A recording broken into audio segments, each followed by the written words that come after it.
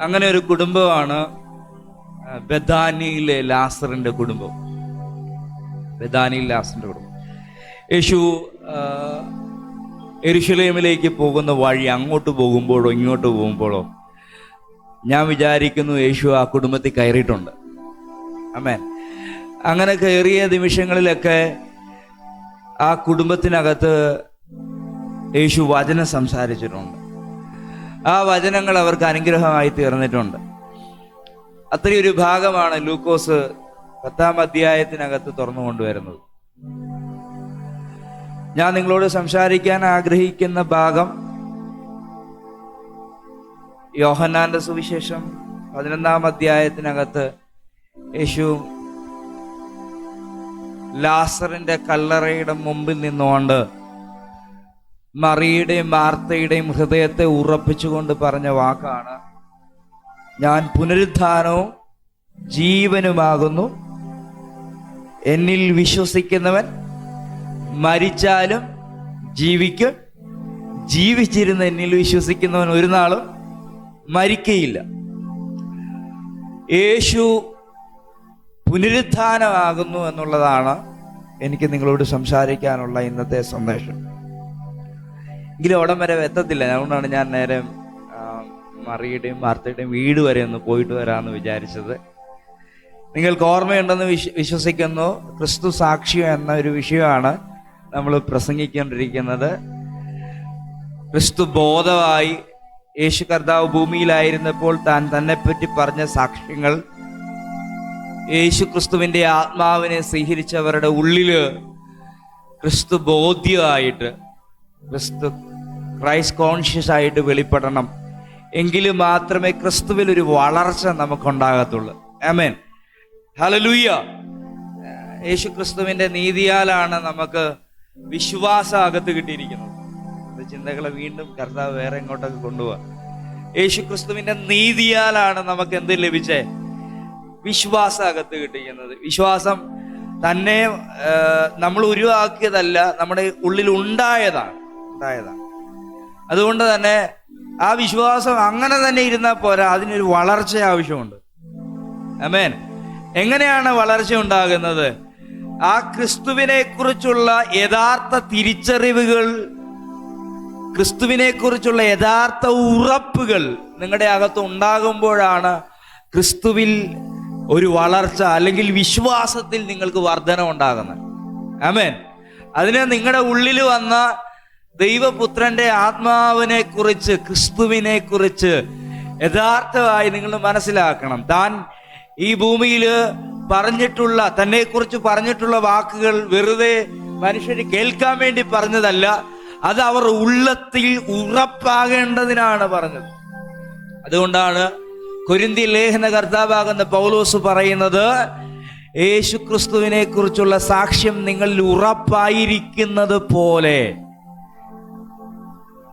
ക്രിസ്തു നിമിത്തം സംസാരിക്കേണ്ടതിലും ക്രിസ്തു പരിജ്ഞാനത്തിലും നിങ്ങൾ സമ്പന്നരായി തീർന്നിരിക്കുന്നു. ആമേൻ. സ്തോത്രം ചെയ്യാമോ?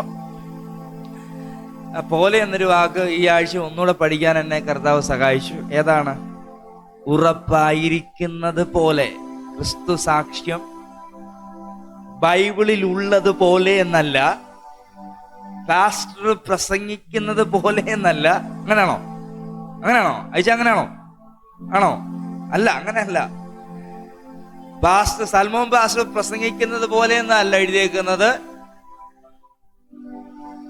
യേശു ഭൂമിയിൽ ഉണ്ടായിരുന്നത്, ആ സാക്ഷ്യം അത് അവിടെ സംസാരിച്ചത് മാത്രമല്ല, മറിച്ച് നിങ്ങളുടെ ഹൃദയങ്ങൾക്കകത്ത് ഉറപ്പായിരിക്കുന്നത് പോലെ. അപ്പം എന്താണ് ക്രിസ്തു സാക്ഷ്യം? ക്രിസ്തുവിനെ കുറിച്ചുള്ള ആ വലിയ ആരാണെന്നുള്ള, അവൻ എന്താണെന്നുള്ള അവബോധം നമ്മുടെ അകത്ത് ഉറപ്പാകണം. ഉറപ്പായാലേ ഉള്ള നമ്മുടെ സംസാരം ശരിയാകത്തുള്ളൂ. ആമേൻ. ക്രിസ്തു പരിജ്ഞാനം ഉണ്ടാകത്തുള്ളൂ. ഒരു വാക്യം നിങ്ങളുടെ മുമ്പിലേക്ക് ഞാൻ കൊണ്ടുവരാം. പത്രോസിന്റെ ലേഖനം ഒന്ന് ആദ്യം മുതൽ വായിച്ചേ. 2 പത്രോസിന്റെ ലേഖനമാണ്. ആ വാക്യത്തിലേക്ക് റോസ് എടുക്കുക. നിങ്ങൾ ഇങ്ങോട്ട് നോക്കിക്കോ. 1-2 കാര്യങ്ങൾ അതേക്കുറിച്ച് പറയാം. ഈ ക്രിസ്തു വളർച്ചയെക്കുറിച്ച് പൗലോസ് രേഖപ്പെടുത്തിയ കാര്യങ്ങൾ തന്നെയാണ് പത്രോസ് രേഖപ്പെടുത്തിയേക്കുന്നത്. പത്രോസ് രേഖപ്പെടുത്തിയ കാര്യങ്ങൾ തന്നെയാണ് യാക്കോബ് രേഖപ്പെടുത്തിയേക്കുന്നത്. പക്ഷെ ഇവരുടെ എഴുത്തുകൾക്കകത്തും അല്പ വ്യത്യാസങ്ങളുണ്ട്. ആശയങ്ങൾക്ക് വ്യത്യാസമില്ല. ഒന്ന്, പൗലോസിന്റെ എഴുത്തുകൾ ക്രിസ്തു കേന്ദ്രീകൃതമായി ക്രിസ്തു സാക്ഷ്യം ഉറപ്പാക്കുക എന്നീ അതിലൂടെ, അല്ലെങ്കിൽ ഏതു മനുഷ്യനെയും ക്രിസ്തുവിൽ തികഞ്ഞവനാക്കുന്ന ക്രിസ്തുവിനെ കുറിച്ചുള്ള പരിജ്ഞാനത്തെ കുറിച്ച് പറയുമ്പോൾ പത്രോസ് മറ്റൊരു രീതിയിൽ അവതരിപ്പിച്ചേക്കുന്നത്. നമുക്ക് ആ ഒരു ഭാഗോടെ ഇതിനായി ഇന്ന് ചേർത്ത് പഠിച്ചിട്ട് പോകാം. 2 പത്രോസിന്റെ ലേഖനം 1 വായിച്ച് ആദ്യം മുതൽ വായിച്ചു. യേശുക്രിസ്തുവിന്റെ ദാസനും എല്ലാവരും ശ്രദ്ധിച്ചോണേ, അപ്പോസ്തലനുമായ ശീമോൻ പത്രോസ്, നമ്മുടെ ദൈവത്തിന്റെയും രക്ഷിതാവായ യേശുക്രിസ്തുവിന്റെയും നീതിയാൽ ഞങ്ങൾക്ക് ലഭിച്ചതുപോലെ അതേ വിലയേറിയ വിശ്വാസം ലഭിച്ചവർക്ക് എഴുതുന്നത്. ഒരു നിമിഷം. യേശുക്രിസ്തുവിന്റെ നീതിയാൽ ഞങ്ങൾക്ക് ലഭിച്ച അതേ വിശ്വാസം നല്ലല്ലോ, അങ്ങനെ അല്പം വിലയേറിയ വിശ്വാസം. ഒന്ന് സ്വതന്ത്രം ചെയ്യുമ്പോ അപ്പൊ ഇത് ആർക്ക് എഴുതിയേക്കുന്നത്? ഞങ്ങൾക്ക് യേശുക്രിസ്തുവിന്റെ നീതിയാൽ ലഭിച്ച വിലയേറിയ വിശ്വാസം ലഭിച്ചവർക്ക് എഴുതുന്നത്.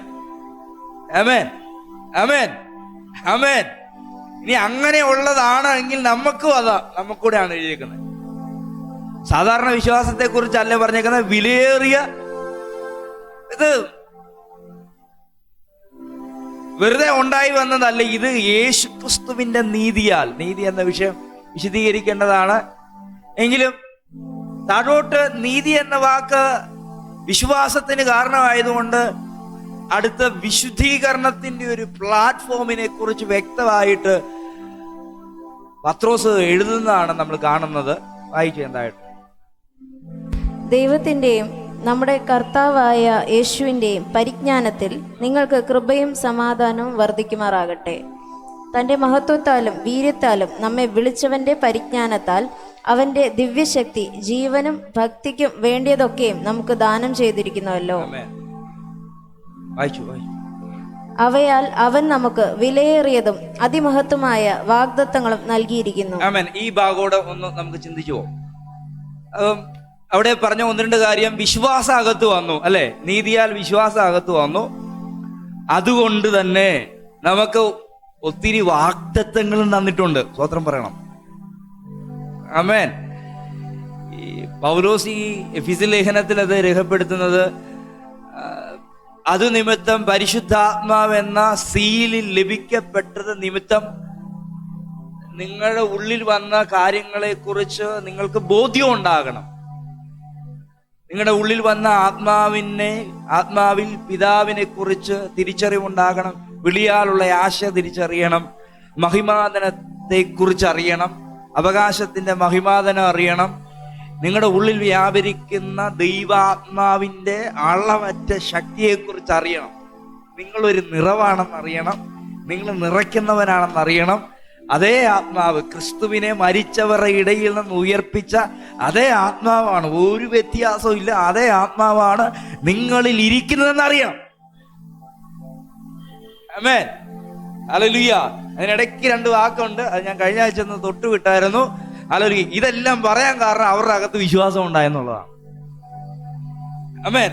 ഇങ്ങനെ ഇവിടെ പത്രോസ് പറയാണ്, യേശുക്രിസ്തുവിന്റെ നീതിയാൽ നിങ്ങളുടെ അകത്ത് വിശ്വാസം ഉണ്ടായതുകൊണ്ട് സകല വാഗ്ദത്തങ്ങളും നിങ്ങൾക്ക് ലഭിച്ചിട്ടുണ്ട്.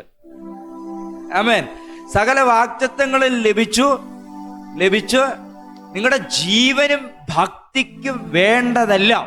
വാക്കൊന്ന് പറഞ്ഞു വിടാവോ? അയച്ചു വിട്ടാ. ജീവനും ഭക്തിക്കും വേണ്ടതെല്ലാം അവയാൽ അവൻ നമുക്ക് വിലയേറിയതും അതിമഹത്വമായ വാഗ്ദത്തം. 3-ാം വാക്യം. തന്റെ മഹത്വത്താലും വീര്യത്താലും നമ്മെ വിളിച്ചവന്റെ പരിജ്ഞാനത്താൽ അവന്റെ ദിവ്യശക്തി ജീവനും ഭക്തിക്കും വേണ്ടിയതൊക്കെയും നമുക്ക് ദാനം ചെയ്തിരിക്കുന്നുവല്ലോ. വായിച്ചത് അവന്റെ മഹത്വത്താലും യേശുക്രിസ്തുവിന്റെ മഹത്വത്താലും വീര്യത്താലും നമ്മെ വിളിച്ചവനെ കുറിച്ചുള്ള പരിജ്ഞാനത്താൽ അവന്റെ ദിവ്യശക്തി ജീവനും ഭക്തിക്കും വേണ്ടിയതൊക്കെയും നിങ്ങൾ തിരിച്ചറിയണം, നിങ്ങളുടെ ജീവനും ഭക്തിക്കും വേണ്ടിയുള്ളതെല്ലാം നിങ്ങളിൽ വെളിപ്പെടുന്നതിന്റെ പിന്നിൽ അവന്റെ ശക്തിയുണ്ട്, അല്ലേ? അവന്റെ മഹത്വമുണ്ട്. ഒത്തിരി കാര്യങ്ങൾ അവിടെ ഉണ്ട്, അതെല്ലാം പറഞ്ഞു പോകാൻ പറ്റത്തില്ല. താടുക 5-ാം വാക്യത്തിലേക്ക് വരണം. വായിച്ചു കിട്ടും. അവയാൽ അവൻ നമുക്ക് വിലയേറിയതും അതിമഹത്വമായ വാഗ്ദത്തങ്ങളും നൽകിയിരിക്കുന്നു. ഇവയാൽ നിങ്ങൾ ലോകത്തിൻ മോഹത്താലുള്ള നാശം വിട്ടൊഴിഞ്ഞിട്ട് ദിവ്യ സ്വഭാവത്തിന് കൂട്ടാളികളായി തീരുവാൻ ഇടവരുന്നു. അതു നിമിത്തം തന്നെ നിങ്ങൾ സകല ഉത്സാഹവും കഴിച്ച് നിങ്ങളുടെ വിശ്വാസത്തോട് വീര്യവും വീര്യത്തോട് പരിജ്ഞാനവും. നിങ്ങളുടെ ഇപ്പൊ എന്നാ അകത്തുണ്ട്? വാഗ്ദത്തം കിട്ടിയിട്ടുണ്ട്, അകത്തെന്നാ ഉണ്ട്? വിശ്വാസമുണ്ട്. വിശ്വാസത്തോടെ എന്നാ കൂട്ടണം? വീര്യം കൂട്ടണം. വീര്യം കൂട്ടിയില്ലെങ്കിൽ വിഷയമാണ് ഇത്. സത്യം പറഞ്ഞാൽ അകത്തെ ആത്മാവിന്റെ അകത്ത് ജനിക്കപ്പെട്ട മനുഷ്യന്റെ വളർച്ചയെ കാണിക്കുന്നത്. വിശ്വാസത്തോട് വീര്യവും വീര്യത്തോട് പരിജ്ഞാനവും പരിജ്ഞാനത്തോട് ഇന്ദ്രിയജയവും ഇന്ദ്രിയജയത്തോട് സഹോദരപ്രീതിയും സഹോദരപ്രിയോട് സ്നേഹവും. അങ്ങനെയല്ലേ? സ്ഥിരതയോട് ഭക്തിയും ഭക്തിയോട് സഹോദരപ്രീതിയും സഹോദരപ്രീതിയോട് സ്നേഹവും കൂട്ടിക്കൊള്ളുവിൻ. സോ സ്നേഹത്തിലേക്ക് എത്തുന്നതിന് മുമ്പ് എന്തുമാത്രം കാര്യങ്ങളാണ് നടക്കുന്നത്? പരിജ്ഞാനം വളരെ അത്യാവശ്യമാണ്.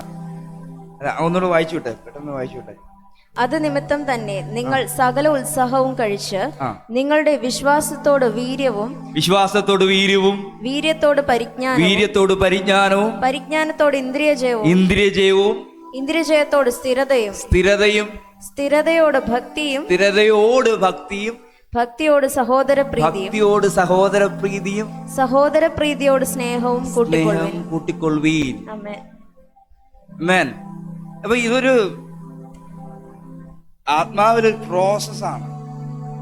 നമ്മുടെ അകത്ത് വന്ന ആത്മാവിലും നമ്മുടെ അകത്ത് വന്ന ദൈവാത്മാവിനാൽ ചിലത് നമ്മൾ തിരിച്ചറിയുകയും അതിൽ ശക്തിപ്പെടുകയും ചെയ്യേണ്ടത് അത്യാവശ്യമാണ്. എങ്കിൽ മാത്രമേ ഇന്ദ്രിയജയം വെളിപ്പെടത്തുള്ളൂ, ഭക്തി വെളിപ്പെടത്തുള്ളൂ, ആഗ്രഹം വെളിപ്പെടത്തുള്ളൂ. എല്ലാം കൊണ്ട് ആരാധനയ്ക്കൊക്കെ വരാൻ ആഗ്രഹമൊക്കെ ഉണ്ടാകണമെങ്കിൽ ഇതൊക്കെയാണോ? അല്ലെങ്കിൽ വന്നു പോയെന്നൊക്കെ ഉള്ളൂ. പക്ഷെ ഇതിനകത്തൊരു സത്യസന്ധത വെളിപ്പെടത്തില്ല. അവിടെ 1-2 വാക്കുകൾ വായിച്ച് അതിന് താഴെ 1-2 സംഭവം കിടപ്പുണ്ട്. ഇവ നിങ്ങൾക്കുണ്ടായി വർദ്ധിക്കുന്നു എങ്കിൽ ഇവ നിങ്ങൾക്ക് ഏതാ ഈ പറയുന്ന ഐറ്റം എല്ലാം നിങ്ങൾക്കുണ്ടായി വർദ്ധിക്കുന്നുവെങ്കിൽ നിങ്ങൾ നമ്മുടെ കർത്താവായ യേശുക്രിസ്തുവിന്റെ പരിജ്ഞാനം സംബന്ധിച്ച് ഉത്സാഹമില്ലാത്തവരും നിഷ്ഫലന്മാരും ആയിരിക്കയില്ല. ഇല്ലെങ്കിൽ അല്ലെ? അപ്പൊ ഇതൊന്നും സംഭവിക്കുന്നില്ല എങ്കിൽ കർത്താവിന്റെ പരിജ്ഞാനം വായിച്ചു. ഞാൻ എടുക്കണോ? യേശുക്രിസ്തുവിന്റെ പരിജ്ഞാനത്തോട് ഉത്സാഹം ഇല്ലാത്തവരാണ്,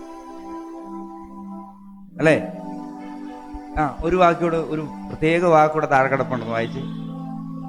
അവയില്ലാത്തവനോ കുരുടനത്രേ, അവൻ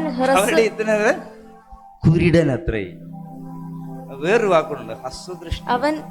അവൻ ഹ്രസ്വദൃഷ്ടിയുള്ളവനും തന്റെ മുൻപിലത്തെ പാപങ്ങളുടെ ശുദ്ധീകരണം മറന്നവനും തന്നെ. ഓക്കെ, നടത്തിയ ദൈവത്തെ, നമ്മൾ പാടി നിർത്തിയ നടത്തിയ ദൈവത്തെ കുറിച്ച് ഒരു ധാരണയില്ലാതെ പോകുന്ന കുരുടൻ, അല്ലെ? ഹസ്വദൃഷ്ടി. ആത്മീയ കാഴ്ചപ്പാടുണ്ടാകട്ടെ എന്ന് ഞാൻ ആത്മാർത്ഥമായി നിങ്ങളോട് പറയാം. ഇത് ഞാൻ പറഞ്ഞു വിട്ടെന്നേ ഉള്ളു. ആത്മീയ വർധനവ്, ആത്മീയ അഭിഷേകത്തിന്റെ ചലനങ്ങൾ നമ്മുടെ ഉള്ളത്തിൽ ഉണ്ടാകാൻ നമ്മൾ ആഗ്രഹിക്കണം. ഈ ബൈബിളിൽ ഇത് ഇങ്ങനെ, ഇനി ആ വാക്യ തുടർമാനമായി വായിച്ചാൽ മതി. ആരുടെയും സഹായം വേണ്ട, പരിശുദ്ധാത്മാവ് നിങ്ങളെ സഹായിച്ചോളൂ ആ വെളിപ്പാടുകൾ നൽകി തരാൻ. അതുകൊണ്ട് സഹോദരൻ, ഞാൻ വായിക്കണ്ട, നിർത്തി. നമ്മുടെ ഭാഗം അതല്ല, നമ്മൾ തിരിച്ചു വരണം. ഞാനിത് പറഞ്ഞു വന്നത് ഈ ഭാഗങ്ങളുടെ ഇതൊരു റിസൾട്ടാണ്. ഈ ക്രിസ്തു വിജ്ഞാനീയത, ക്രിസ്തു ബോധ്യം നമ്മുടെ ഉള്ളിൽ ഉണ്ടാകുമ്പോൾ നമ്മൾ നമ്മളിൽ ഉണ്ടാകുന്ന റിസൾട്ടുകളാണ് പത്രോസ് എഴുതി വെച്ചേക്കുന്നത്. വ്യത്യസ്ത രീതിയിലാണ് യാക്കോബ്, പത്രോസ് ഇതിനെ വെളിപ്പെടുത്തിയിട്ടുള്ളത്. അതുകൊണ്ട് പരിജ്ഞാനമുള്ളവരായിരിക്കുക, പരിജ്ഞാനത്തിൽ ഉത്സാഹമുള്ളവരായിരിക്കുക, കുരുടന്മാരും അസ്വദൃഷ്ടി ഉള്ളവരാകാതിരിക്കുക. നിങ്ങളെക്കുറിച്ച് കർത്താവിന് വൻ കാര്യങ്ങൾ ചെയ്യാനുണ്ട്. ആമേൻ. കർത്താവ് നമ്മളെ സഹായിക്കട്ടെ. ഞാൻ ആ വായിച്ച വചനത്തിനകത്തേക്ക് വരികയാണ്. കർത്താവ് നമ്മളെ ഈ വചനത്തിനകത്തോട് സംസാരിക്കുമെന്ന് ഞാൻ വിശ്വസിക്കുന്നു. പ്രാർത്ഥനയോടെ ദൈവവചന കേൾവിക്കായി ഹൃദയത്തെ ഒരുക്കുക. ഒരാമേൻ പറഞ്ഞാട്ടെ. ആമേൻ. ഈ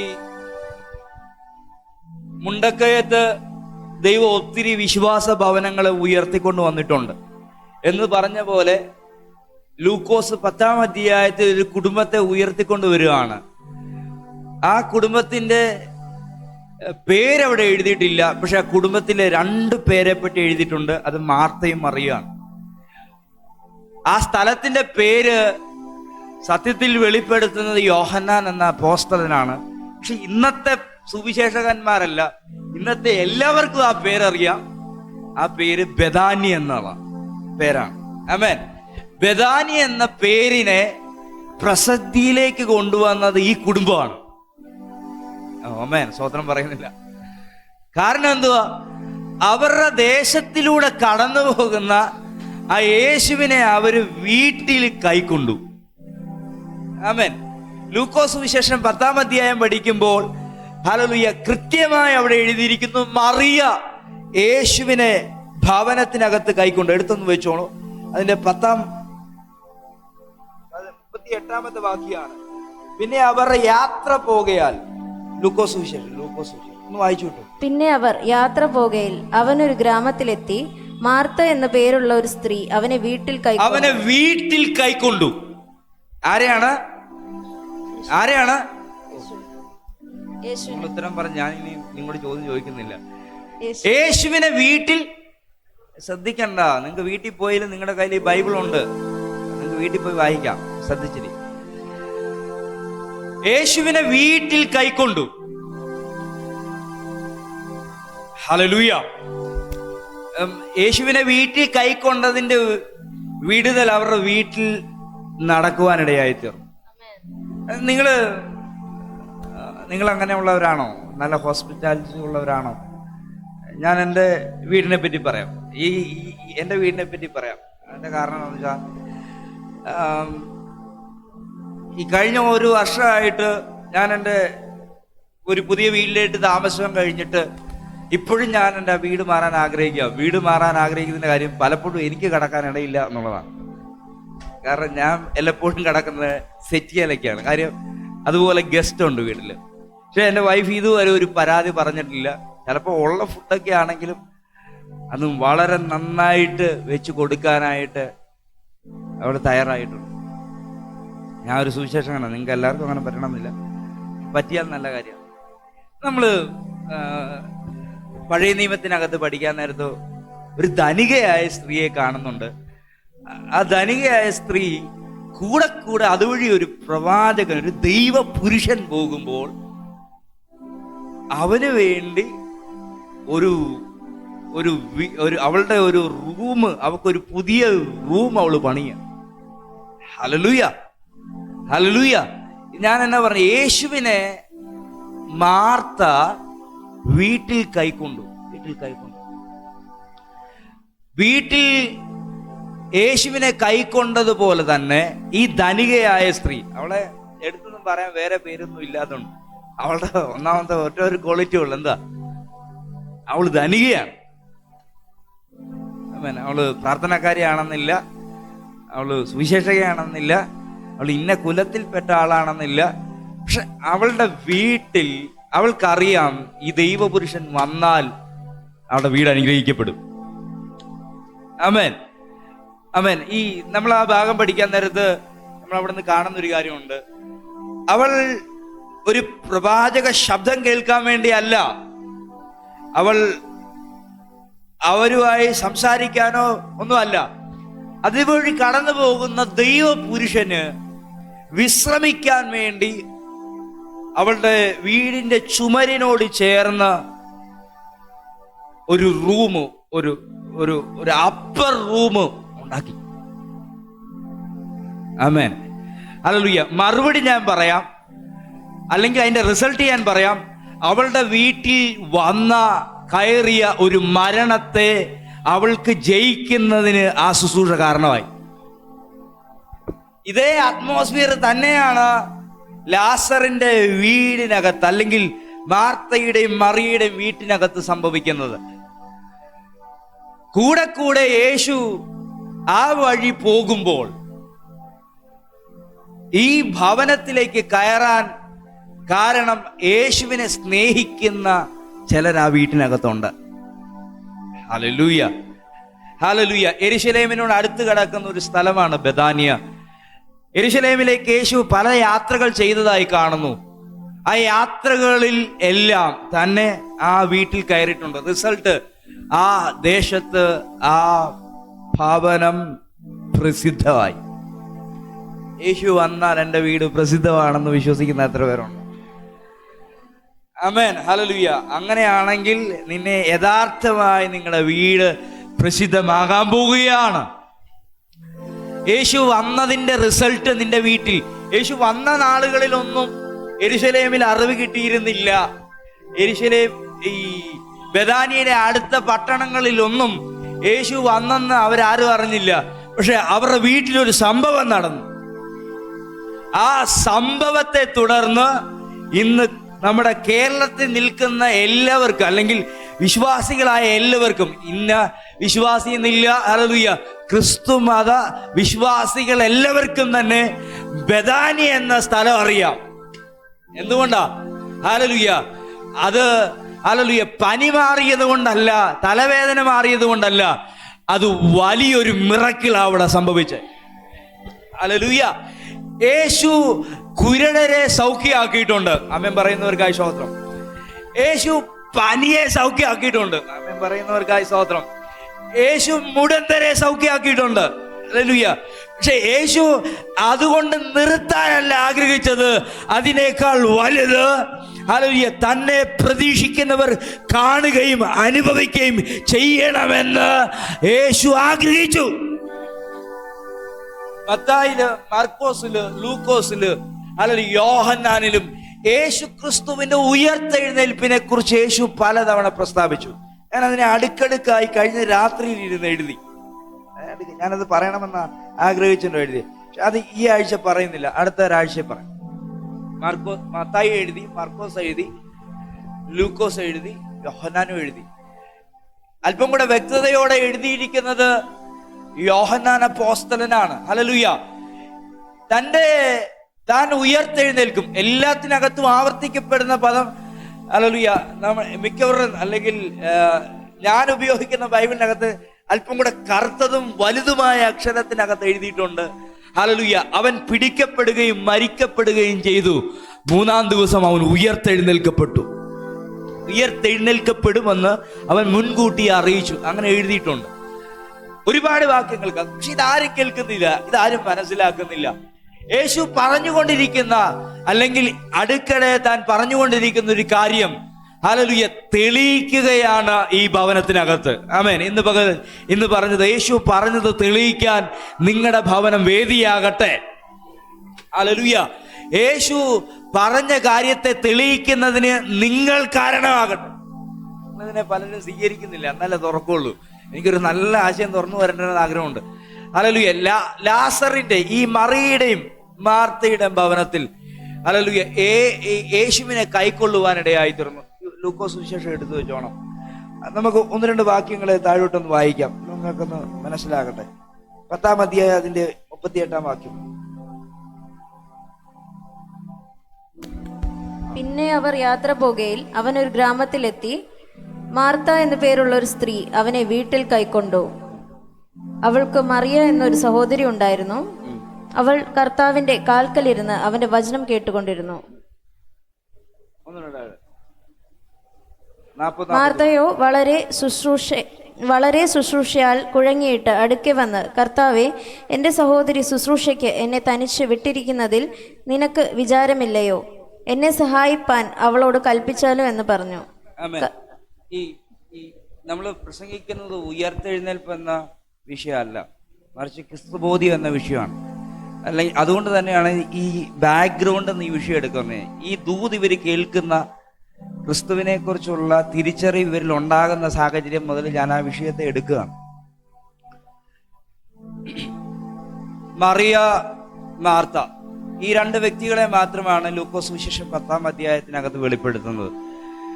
പക്ഷെ നമ്മൾ യോഹന്നാന്റെ സുവിശേഷം 11-ാം അധ്യായത്തിൽ 3-ാമത്തെ ഒരാളെ ഇവിടെ കാണാൻ പറ്റും, അല്ലേ? കൃത്യമായിട്ട് കാണാൻ പറ്റും. നിങ്ങൾ വചനം പഠിക്കുന്നവരാണ്, വചനം വായിക്കുന്നവരാണ്, പ്രസംഗം കേൾക്കുന്നവരാണ്. നമ്മൾ കഴിഞ്ഞ ദിവസം 5 അപ്പവും 2 മീനും വാഴ്ത്തി കണ്ടു. അതിനകത്ത് നിങ്ങൾ ശ്രദ്ധിച്ചിട്ടുണ്ടോ? ഒരുപാട് സ്ത്രീകൾ കഴിച്ചായിരുന്നല്ലോ, അല്ലേ? അല്ലേ? ഒത്തിരി പേര് കഴിച്ചില്ലേ? പിള്ളേരും കഴിച്ചില്ലേ? പക്ഷെ നിങ്ങൾ അവിടെ പോയി നോക്കിക്കോ, അവിടെ എഴുതിയിരിക്കുന്നത് ഇത്ര പുരുഷന്മാർ കഴിച്ചെന്നേ ഉള്ളൂ. അത് സ്ത്രീകൾ കഴിക്കാഞ്ഞതുകൊണ്ടല്ലേ, അവരുടെ ഒരു പോരായ്മ. ആരുടെ പോരായ്മയാ? ഈ യഹൂദന്മാരുടെ പ്രത്യേക ഒരു പോരായ്മയാണ്. സ്ത്രീകളെ പല കാര്യങ്ങൾക്കകത്ത് അവർ ഉണ്ടയിലും ഉൾപ്പെടുത്തത്തില്ല. പക്ഷെ ഇവിടെ ലാസർ ഉണ്ടായിരുന്നിട്ടും ലാസറിന്റെ പേര് പറയുന്നില്ല. കാരണം ഞാൻ വിചാരിക്കുന്നത് ആ സമയത്ത് യേശു വരുന്നത് അത്ര താല്പര്യം പുള്ളിക്കില്ല എന്നാണ്. ഇതൊരു ദൂതായിട്ട് എൻ്റെ അകത്ത് വെളിപ്പെട്ടത് കൊണ്ടാണ് പറയുന്നത്. ഹല്ലേലൂയ. അവരുടെ ഉള്ളില്, ഹല്ലേലൂയ, മറിയുടെയും മാർത്തയുടെയും ഉള്ളില് യേശുവിനെ സ്വീകരിക്കാൻ ഒരു ആഗ്രഹം ഉണ്ടായി. പിന്നീട് ആ ലിസ്റ്റിനകത്ത് ഇല്ലാത്ത ആളെയും കൂടെ ദൈവം ഉൾപ്പെടുത്തുക. ഇതൊരു ദൂതാണ്. നിങ്ങൾക്ക് മനസ്സിലായെങ്കിൽ കർത്താവിന് സ്തോത്രം ചെയ്യണം. ആമേൻ. നമ്മൾ പല വീട്ടിലൊക്കെ സുവിശേഷം പറയാൻ ചെല്ലാൻ നേരത്ത് അവിടെ സഹോദരിമാർ മാത്രമേ കാണത്തുള്ളൂ, സഹോദരന്മാർ കാണത്തില്ല. ഇപ്പം നടക്കുന്ന കാര്യമാണ്. നമ്മളെ പ്രാർത്ഥനയ്ക്ക് വിളിച്ചാലും അവിടെ ആരുള്ളൂ? സഹോദരിമാർ മാത്രം. ഇവിടുത്തെ കാര്യമല്ല, സഹോദരിമാർ മാത്രമേ കാണത്തുള്ളൂ. കാരണം അവര് പിള്ളേരും കാണത്തില്ല. അവരെവിടെ പോവും? അവര് ഒന്നെങ്കിൽ ക്രിക്കറ്റ് കളിക്കാൻ പോവും, അല്ലെങ്കിൽ ജോലിക്ക് പോവും. അവർ ചർച്ചയിൽ പ്രാർത്ഥനയ്ക്ക് വിളിച്ചാലും ആരേ ഉള്ളൂ? ഇവിടെ പിന്നെ സഹോദരന്മാരാ കൂടുതൽ. ആമേൻ. അതിനായി സ്തോത്രം ചെയ്യുന്നു. ആമേൻ. ഹല്ലേലൂയ. ഞാൻ രാവിലെ അത് കൃത്യം നോക്കിയായിരുന്നു. ആമേൻ. കര ഉയർത്തി സ്തോത്രം ചെയ്താൽ പലരും ഇല്ല. പല സഹോദരന്മാരും പല വീടുകളിൽ ചെല്ലുമ്പോ ഇല്ല. ഞാനിപ്പോ സഹോദരനാകട്ടെ സഹോദരിയാകട്ടെ, ഞാൻ ഒരു ആത്മാവിലൊരു ദൂത് പറയുകയാണ്. ഹല്ലേലൂയ. നിങ്ങളുടെ വീട്ടില്, ഹല്ലേലൂയ, മറിയയും മാർത്തയും യേശുവിനെ സ്വീകരിച്ചു. പക്ഷെ റിസൾട്ട് യഥാർത്ഥമായി നടക്കുന്നത് ലാസറിന്റെ ലൈഫിനകത്താണ്. ആമേൻ. ലിസ്റ്റിൽ ഇല്ലാത്തത് ദൈവം ലിസ്റ്റിൽ കയറ്റുക. ആമേൻ. ആമേൻ. ഒന്ന് കര ഉയർത്തി ഒന്ന് സ്വീകരിച്ചാട്ടെ. ഭയങ്കര പാടാ കൈയൊക്കെ അടിക്കാൻ. എന്നാലും ഒന്ന് കര ഉയർത്തി സ്തോത്രം ചെയ്യുക. അല്ലല്ല, ഇന്ന് ലിസ്റ്റിൽ ഇല്ലാത്തതിനെ ദൈവം ലിസ്റ്റിൽ കയറ്റുന്ന ദിവസമുണ്ട്. പല പ്രാവശ്യവും യേശു ആ വീട്ടിൽ ചെന്നപ്പം അടുക്കള വാതിൽക്കെ കൂടി ഈ മനുഷ്യൻ പുറത്തോടെ ഇറങ്ങിപ്പോയി കാണും. പക്ഷെ യേശുവിനൊന്ന് പറയണ്ട, ഞാൻ ഈ വീട്ടിൽ കയറുന്ന നിന്നെ പിടിക്കാൻ വേണ്ടി തന്നെയാ. ഹല്ലേലൂയ. ഇന്നലെ ഞാൻ പറയാം, ഞാൻ വന്നപ്പം, ഹല്ലേലൂയ, നാളുകളായിട്ട് ഇവിടെ വന്ന് പലരും ഇതിനകത്ത് കയറിയിട്ടില്ല. പക്ഷേ എൻ്റെ പ്രാർത്ഥനയ്ക്കകത്തുണ്ട് നാളെ ഇതിനകത്ത് ചിലർ കയറാൻ പോവുകയാണ്. ഇന്ന് നമ്മൾ പ്രാർത്ഥിച്ചത്, ഇന്ന് നമ്മൾ സമയം ചെലവഴിച്ചത്, ഇന്ന് നമ്മൾ അതിനു വേണ്ടി, ഹല്ലേലൂയ, വിട്ടുകൊടുത്തതൊന്നും വെറുതെ അല്ല, മറിച്ച് അതിലേക്ക് അവരെ കൊണ്ടുവരുന്നതിന് ഈ സാഹചര്യങ്ങൾ കാരണമായി തീരും. ആമേൻ. അതുകൊണ്ട് തന്നെ ആ ലിസ്റ്റിനകത്ത്, ലൂക്കോസിന്റെ ലിസ്റ്റിനകത്ത് ഈ മനുഷ്യനില്ല. കാരണം ഈ അവിടെ ശിഷ്യന്മാരെല്ലാം ചെല്ലുന്ന നേരത്ത് ഈ പുള്ളിക്കാരൻ അവിടെ ഇല്ല. പുള്ളിക്കാരൻ പോവും എന്ന് ഞാൻ വിചാരിക്കുകയാണ് ആത്മാവിൽ. മറിയുടെയും മാർത്തയുടെയും ലാസറിന്റെയും പ്രത്യേകതകൾ പറയുമ്പോൾ ഇന്നത്തെ സമയം തീരും. മറിയ യേശുവിനെ വീട്ടിൽ കൈക്കൊണ്ടവളാണ്. ആമേൻ. യേശുവിനെ വീട്ടിൽ കൈക്കൊണ്ടവർക്കായി ഞാൻ സ്തോത്രം ചെയ്യുക. യേശുവിനെ മാത്രമല്ല, യേശുവിൻ്റെ കൂടെ വരുന്ന ശിഷ്യന്മാരെയും വീട്ടിൽ കൈക്കൊള്ളുന്ന ഒരു ചെറിയ പരിപാടിയല്ല. അവിടെ ഉള്ള വിഷയം, അവൾ യേശുവിന് വേണ്ടിയുള്ള ആഹാരം ഉണ്ടാക്കുന്നുണ്ട്, യേശുവിന് വിശ്രമിക്കാനുള്ള സ്ഥലം തയ്യാറാക്കുന്നു. ചെറിയ കാര്യമാണോ?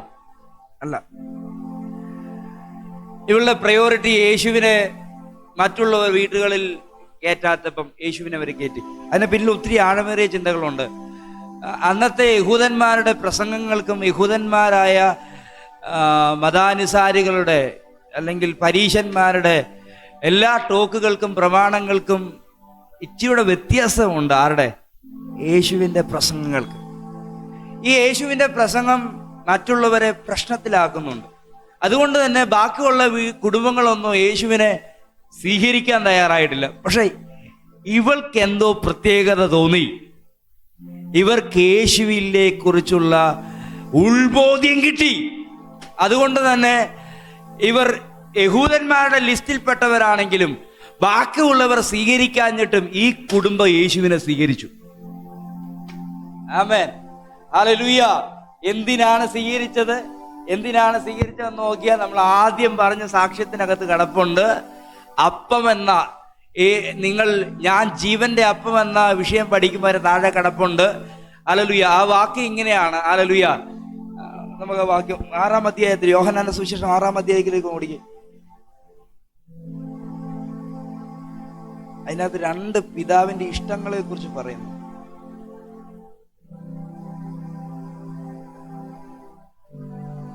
ഞാൻ ഒന്ന് കണ്ടെങ്കിൽ എന്റെ 37-ാം വാക്യത്തിലുണ്ട്, പിതാവ് എനിക്ക്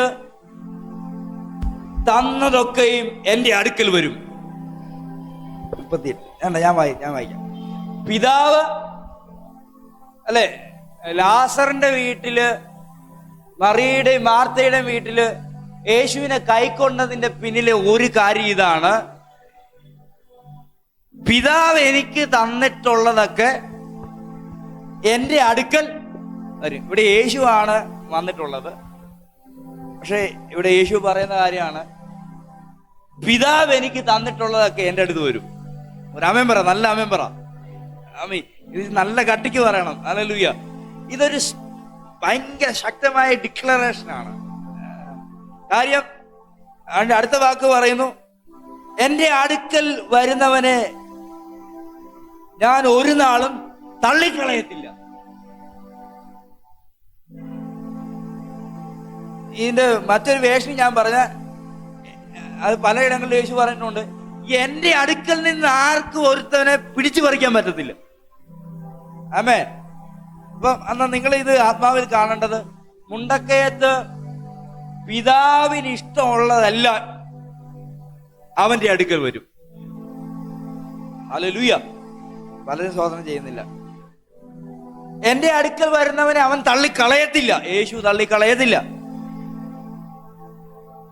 അതിന്റെ അടുത്ത പിതാവിന്റെ ഇഷ്ടം പറയാ, ഞാൻ എന്റെ ഇഷ്ടമല്ല, എന്നെ അയച്ചവന്റെ ഇഷ്ടത്തെ അത്രേ ചെയ്യുന്നത്. സ്വർഗത്തിൽ നിന്ന് ഇറങ്ങി വന്നിരിക്കുന്നത് അവൻ എനിക്ക് തന്നതിൽ ഒന്നും കളയാതെ എല്ലാ ഒടുക്കത്തെ നാളിൽ ഉയർത്തെഴുന്നേൽപ്പിക്കണം എന്നത് പിതാവിന്റെ ഇഷ്ടമാണ്. എന്നാണ് ഇതിന്റെ ആഴത്തിൽ നിങ്ങൾ ഗ്രഹിക്കണം. ഈ ലാസറിന്റെ വീട്ടിൽ കയറിയതിന്റെ പിന്നിലെ കാര്യം എന്നറിയാവോ? വെറുതെ കയറി ഫുഡും കഴിച്ചിട്ട് വെറുതെ മുന്നോട്ട് പറഞ്ഞു വരുമ്പോ ഈ ആശയം മൊത്തം തെളിഞ്ഞു വരും. ഫുഡും കഴിച്ചിട്ട് അവിടെ വിശ്രമിച്ചിട്ട് പോവുകയല്ല, നിന്ദിക്കപ്പെടുന്ന, കരച്ചിലുണ്ടാകുന്ന, ബുദ്ധിമുട്ട് അനുഭവിക്കുന്ന യേശുവിനെ ആളയച്ച് വിവരം അറിയിക്കുന്ന ഒരു സമയം ഇവരുടെ ലൈഫിനകത്തേക്ക് വരാനുണ്ട്. അന്ന് ഞാൻ ഇന്ന് പഠിപ്പിച്ചത്, അല്ലെങ്കിൽ യേശു പഠിപ്പിച്ചത്, ഇവിടെ വചനം പറയാം, പിതാവിന്റെ ഇഷ്ടം ഞാൻ അവിടെ നിവർത്തീകരിക്കും. ആത്മാവിൽ കൈ ഉയർത്തി, നിങ്ങൾക്കുള്ള ദൂതല്ല, ദേശത്തിനുള്ള ദൂതാണ്. അതുകൊണ്ടാണ് അവർ ആമേൻ പറയാതെ. ഹല്ലേലൂയ. പിതാവ് എന്ന് പറയാം, എന്നോടൊപ്പം പറ, പിതാവ് എനിക്ക് തന്നിട്ടുള്ള, പിതാവ് യേശുവിന് കൊടുത്തിട്ടുള്ളതെല്ലാം അവന്റെ അടുക്ക വരും. ആമേൻ. ദേശങ്ങളുടെ കെട്ടുപൊട്ടിക്കുന്ന ഒരു ദൂതാണ്. ആമേൻ. അതായത് അതിന്റെ പിന്നിലെ കാര്യം യേശു ഡിക്ലെയർ ചെയ്യുക. ഈ പല വീടുകളിലെ മുറ്റത്തൂടെ പോയിട്ട് അവര് തിരിഞ്ഞു പോലും നോക്കാത്തപ്പം യേശു ഉയർത്തെഴുന്നേൽപ്പിനെ കുറിച്ചുള്ള പിതാവിന്റെ ഇഷ്ടം പറയാ, എന്നെ ഏൽപ്പിച്ചതെല്ലാം എന്റെ അടുക്കൽ വരും. ചില പരീക്ഷന്മാരുടെ മുഖത്ത് നോക്കിയിട്ട് പറയാണ്, ഞാൻ ഈ പറയുന്ന ഒന്നും നിങ്ങൾക്ക് മനസ്സിലാകാത്തത് എന്തുകൊണ്ടാണെന്നറിയാവോ? പിതാവ് നിങ്ങളെ ആകർഷിച്ചിട്ടില്ല, അതുകൊണ്ടാണ് നിങ്ങൾക്ക് മനസ്സിലാകാത്തത്. പക്ഷെ എൻ്റെ ആടുകൾ എൻ്റെ ശബ്ദം കേൾക്കും, അവരെൻ്റെ അടുക്കലേക്ക് തന്നെ വരും. കര ഉയർത്തി നന്ദിയോടെ കർത്താവിന് സ്തോത്രം ചെയ്യുന്നു. ഹല്ലേലൂയ. ഇന്ന് ശരിക്കും മനസ്സിലായിട്ടില്ലെങ്കിലും ഉയർപ്പിന്റെ, പുനരുദ്ധാനത്തിന്റെ ശക്തി ആസ്വദിക്കേണ്ടതാണ് അവന്റെ ശരീരം. ഒന്ന് പറ ഹല്ലേലൂയ. മുണ്ടക്കയത്തെ ചില കുടുംബങ്ങൾക്കകത്ത് ഉയർപ്പിന്റെ ശക്തി ആസ്വദിക്കുന്ന നിലവാരത്തിൽ ഈ ദൂതിനെ ദൈവം മാറും. മരണം കയറുന്ന ചില വീടിനകത്ത് മരണം അവസാന വാക്കാകത്തില്ല, ഉയർപ്പായിരിക്കും അവസാന വാക്ക്. കര അടിച്ച് കർത്താവിനെ ശക്തിയോടെ മഹത്വപ്പെടുത്തുക. ഹല്ലേലൂയ. ആ ദൂത് അവിടെ അന്വർത്ഥമാകട്ടെ, നിവർത്തീകരിക്കട്ടെ. ഉയർപ്പ് എന്ന് പറയുന്നത് ഹല്ലേലൂയ എല്ലാ മരണത്തിന്റെ ശക്തികളെയും പൊളിക്കുന്നതാണ്. അതുകൊണ്ട് ഇന്ന് പകല് ഈ ദൂത് കേട്ടോണ്ടിരിക്കുമ്പോൾ പനിയാണ്, ഞാൻ ഉയർപ്പിനെ കുറിച്ചാണ് പറയുന്നത്. പനി മാറത്തില്ല. നോ, ഉയർപ്പിന്റെ ശക്തി പറയുന്നിടത്ത് എല്ലാ വീടുകളിലും ഉണ്ട്. ക്യാൻസർ വന്ന് മരിച്ചവര് യേശുവിന്റെ കല്ലറയുടെ തൊട്ടടുത്ത് കിടപ്പുണ്ടായിരുന്നു. ആമേൻ. ഹല്ലേലൂയ. പനി വന്ന് മരിച്ചവനും കിടപ്പുണ്ടായിരുന്നു. ഹല്ലേലൂയ. പലവിധ വ്യാധികളാലും മരിച്ചവർ യേശുവിന്റെ കല്ലറയുടെ തൊട്ടടുത്ത് കിടപ്പുണ്ടായിരുന്നു. പക്ഷെ ഈ കല്ലറയ്ക്കകത്ത് ആത്മാവ് ഇറങ്ങി യേശു ഉയർത്തെഴുന്നേറ്റപ്പോൾ ഹല്ലേലൂയ, യേശു പുറത്തു വരുന്നതിന് മുമ്പ് തന്നെ ഇവന്മാർ സ്ഥലം വിട്ടു. നിങ്ങൾക്ക് ആരും മനസ്സിലായില്ല. ഹല്ലേലൂയ. മനസ്സിലായവർ കർത്താവിന് സ്തോത്രം ചെയ്യണം. ഹല്ലേലൂയ. സത്യത്തിൽ അങ്ങോട്ടൊന്നും വന്നതല്ല, വന്നത് യേശു മരിച്ച കിടക്കുന്ന ശരീരത്തിനകത്തേക്ക് വന്നതാ. അത് മറ്റതല്ല, എഫക്റ്റാ. മനസ്സിലാക്കുക. ഹല്ലേലൂയ. ആത്മാവിൽ സ്തോത്രം. ബാക്കിയെല്ലാം എന്തുവാ? അവിടെ വന്നതിന്റെ ഒരു എഫക്റ്റാണ്. ഇന്ന് പകലും ഉയർപ്പെന്ന ദൂത് പറഞ്ഞുകൊണ്ടിരിക്കുമ്പോൾ നിന്റെ ശരീരത്തിലോ മനസ്സിലോ ഭവനത്തിലോ വന്നു ഭവിച്ച എല്ലാ പാകപ്പിഴകളെയും, എല്ലാവരും ആത്മാവ് പറയുന്നു, എല്ലാ ക്രമക്കേടുകളും, ആമേൻ, ക്രമമായി നിന്റെ ശരീരത്തിനകത്ത് സംഭവിക്കാത്ത എല്ലാ ഇടപാടുകളും ഇപ്പോൾ യേശു നേരെയാക്കുകയാണ്. ഈ ദൂതിനെ കരമടിച്ച് സ്വീകരിക്കാൻ പറ്റുന്ന ഒരു മനസ്സുണ്ടെങ്കിൽ സ്വീകരിച്ചോണം. ഇപ്പോൾ അവൻ ശരീരത്തിന്റെ എല്ലാ ഭാഗങ്ങളെയും അവൻ ഇപ്പോൾ ക്ലിയറാക്കും. എത്ര പേർക്ക് വിശ്വസിക്കാം? കഴിഞ്ഞ ആഴ്ച ഞാൻ പറഞ്ഞതാണ്. ഹല്ലേലൂയ. ത്വക്കില്ല, ഞരമ്പില്ല, കണ്ണില്ല, കാതില്ല, കേൾക്കാൻ കാതില്ല, ഒന്നുമില്ലാതെ പിന്നെ എന്നാ ഉള്ളത്? അസ്ഥികൾ മാത്രം. അതും ചിതറിക്കിടക്കുന്ന അസ്ഥികൾക്കകത്തേക്ക് ഇതെല്ലാം കൊണ്ട് യോജിപ്പിക്കാൻ കഴിയുന്ന ഒരു പുനരുദ്ധാനം, ഒരു പുനരുദ്ധാനത്തിന്റെ ശക്തി റിസീവ് ഇറ്റ്. നിന്റെ വീടിനകത്ത് അതിനെ സ്വീകരിക്കുക. ഹല്ലേലൂയ. മറിയ ബെഥാനിയിലൂടെ നടന്നുപോയ യേശുവിനെ സ്വീകരിച്ചതുപോലെ നിന്റെ വീടിനകത്ത്, ഹല്ലേലൂയ, ശരീരത്തിനകത്ത് അത് രോഗത്തിന്റെ മേൽ, ആ അനാരോഗ്യത്തിന്റെ മേൽ ജയം കൊണ്ടുവരാൻ കഴിയുന്ന ഒരു ഉയർപ്പിന്റെ ശക്തി നിന്റെ അകത്തുണ്ടെന്ന് തിരിച്ചറിയണം. ആമേൻ. ഒരിക്കൽ ഞാൻ പ്രസംഗിച്ചുകൊണ്ടിരുന്നപ്പോൾ എന്റെ മനസ്സിനെ ധൈര്യപ്പെടുത്തിക്കൊണ്ട് പരിശുദ്ധാത്മാവിനോട് സംസാരിച്ചതാണ്. എന്നാക്കം പ്രയാസങ്ങളിട്ട് നിന്നെ ഇവിടെ അലട്ടിക്കൊണ്ടിരുന്നാലും കാഹള ശബ്ദം കേൾക്കുമ്പോൾ അകത്തിരിക്കുന്ന ഒരുത്തനുണ്ട്. ഹല്ലേലൂയ. ഒരിക്കൽ ഹല്ലേലൂയ ശിംശോൻ ചടകുടഞ്ഞ് എഴുന്നേറ്റതുപോലെ നമ്മുടെ ശരീരത്തിന്റെ സകല ബലഹീനതകളെയും താണ്ടി ഹല്ലേലൂയ ഇന്ന് വരെ ചിറകില്ലാതെ പറക്കാൻ ചിറകുള്ള വിമാനം പറന്നുയർന്നതിനേക്കാളും വേഗത്തിൽ ഈ ഭൂമിയുടെ സകല ബന്ധനങ്ങളെയും വിട്ട് ആത്മാവ് നിന്നെ ഉയരങ്ങളിൽ, വാനമേഘങ്ങളിൽ യേശു കർത്താവ് നിൽക്കുന്ന സ്ഥലത്തേക്ക് കൊണ്ടുപോകാൻ പര്യാപ്തമായ ആത്മാവാണ് നിന്റെ അകത്തിരിക്കുന്നത്. അപ്പൊ അകത്തിരിക്കുന്ന ഇന്നത്തെ ദൂത് അകത്തിരിക്കുന്നത് പുനരുദ്ധാനത്തിന്റെ ശക്തിയാണ്. പറഞ്ഞേ, പുനരുദ്ധാനത്തിന്റെ ശക്തിയാ, ഉയർത്തെഴുന്നേൽപ്പിക്കുന്ന ശക്തി. ആമേൻ. പുനരുദ്ധരിക്കുന്ന ശക്തി. ഇത് ഇവിടെ പറഞ്ഞ അനുസരിച്ച് ഒടുക്കത്തെ നാളിൽ സംഭവിക്കുന്നല്ല. അല്ല, മറിയയുടെ വീട്ടിലെ, എനിക്ക് അതുകൊണ്ട് അടുത്ത ആഴ്ച പറയണ്ട, എങ്കിലും ഈ ആഴ്ച മുമ്പ് ഞാൻ നേരത്തെ പറയാം. മറിയയുടെ വീട്ടിൽ ചെന്നിട്ട് പറയാണ് അവൻ ഉയർത്തെഴുന്നേൽക്കുമെന്ന് പറഞ്ഞപ്പോ പറയാം, അവൻ ഒടുക്കത്തെ നാളിൽ ഉയർത്തെഴുന്നേൽക്കുമെന്ന ദൂത് ആ ക്ലാസ് ഞാനും കേട്ടിട്ടുണ്ട്. അതെവിടെ പഠിപ്പിച്ചതാ? ഇവിടെ പഠിപ്പിച്ച് വെച്ചേക്കുകയാണ്. അവൻ എനിക്ക് തന്നിട്ടുള്ളവരെല്ലാം പിതാവിന്റെ ഇഷ്ടമാണ്. എന്താ? ഒടുക്കത്തെ നാളിൽ ഉയർത്തെഴുന്നേൽക്കും. ആ ക്ലാസ് ഞാനും കേട്ടിട്ടുണ്ട്. യേശു പറയണം, ആ ആള് ഞാനാണ്, പുനരുത്ഥാനം. ആ ആള് ആ സാക്ഷ്യമാണ്, ആ ക്രിസ്തു സാക്ഷ്യമാണ് നമ്മൾ അകത്ത് കയറ്റുന്നത്. എന്താ? ഞാൻ പുനരുത്ഥാനമാണ്. നിങ്ങളുടെ അകത്തിരിക്കുന്നത് യേശു പുനരുത്ഥാനമായിട്ടാണ്. ഒരു പ്രശ്നങ്ങൾക്കകത്ത് നീ വീണു പോകത്തില്ല. കാരണം നിന്റെ അകത്തിരിക്കുന്നത് പുനരുത്ഥാനമാണ്. ആരെയും നിന്നെ തോപ്പിക്കാൻ പറ്റത്തില്ല. കാരണം നിന്റെ അകത്തിരിക്കുന്നത് പുനരുത്ഥാനത്തിന്റെ ശക്തിയാണ്.